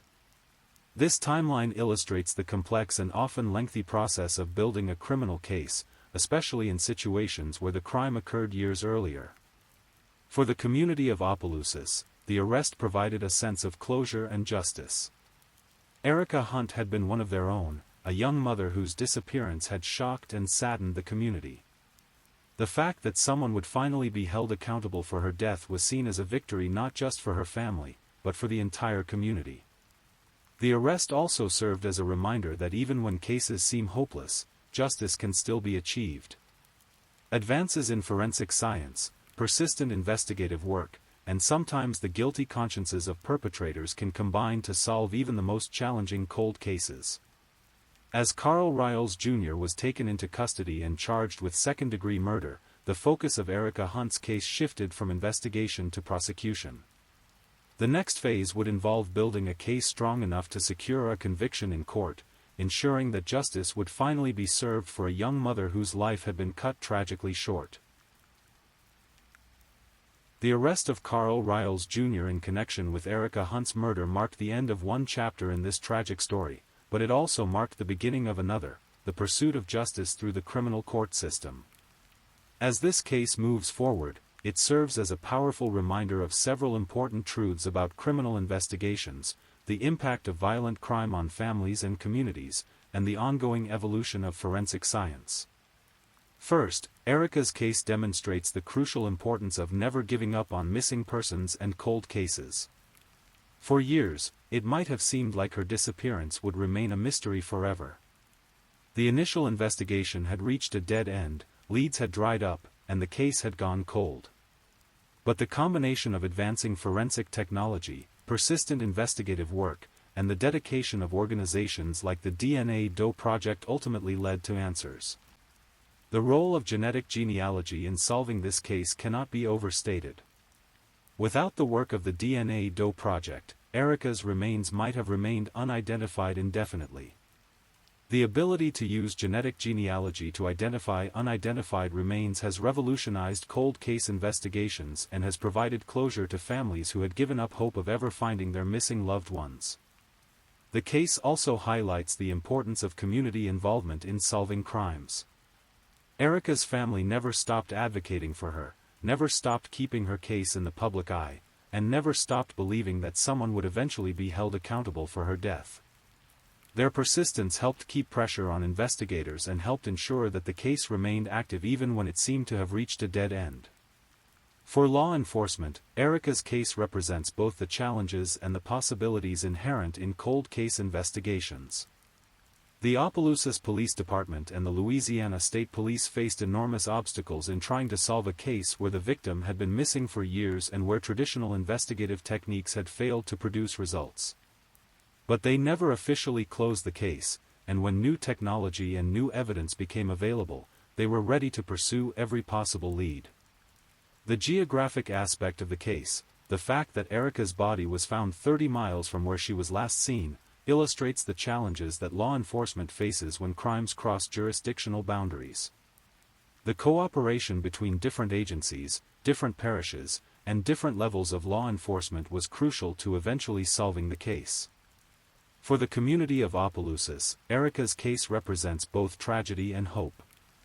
The tragedy is obvious: a young mother was murdered, leaving behind a small daughter and a devastated family. But the hope lies in the fact that justice has finally been served, that the person responsible for Erica's death will face consequences for their actions. Erica's daughter, Brianna, is now 10 years old.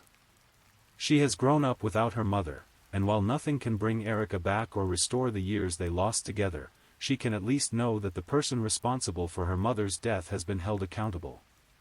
As she grows older, she'll be able to understand that her mother's death was not forgotten, that people never stopped fighting for justice on her behalf. The case also serves as a reminder of the broader impact of violent crime. When someone is murdered, the victim's death ripples outward, affecting family members, friends, and entire communities. Erica's murder didn't just end her life, it changed the lives of everyone who loved her, it traumatized a community, and it left questions and pain that lasted for years. But Erica's case also demonstrates the power of persistence, the importance of advancing forensic science, and the possibility that even the most challenging cases can eventually be solved. Her story is ultimately one of tragedy, but it's also one of determination, scientific advancement, and the relentless pursuit of justice. As we conclude this story, it's important to remember Erica Hunt not just as a victim of violent crime, but as a person who lived, who loved, who was loved by others. She was a young mother who was trying to build a good life for herself and her daughter. She was someone's daughter, someone's sister, someone's friend. She had hopes and dreams and plans for the future that were cut short by violence. The resolution of her case provides some measure of justice, but it can never truly compensate for what was lost when Erica Hunt was murdered on July 4, 2016. What it can do is serve as a reminder that every life has value, that every victim deserves justice, and that the pursuit of truth and accountability should never be abandoned, no matter how much time passes or how insurmountable the obstacles might seem. Tonight, as we finish Erica's story, her daughter Brianna can go to sleep knowing that her mother's death has been answered for. Her family can find some peace in knowing that the person responsible for their loss will face justice. And the community of Opelousas can take comfort in knowing that even their most challenging cases can eventually be solved through persistence, advancing science, and the unwavering commitment to justice. Erica Nicole Hunt was 20 years old when she died. Her life was brief, but her story, and the long journey to find justice for her death, serves as a powerful reminder that every life matters, every victim deserves to be remembered, and the pursuit of justice should never end. Rest in peace, Erica Hunt. Your story has been told, your killer has been caught, and your memory will not be forgotten.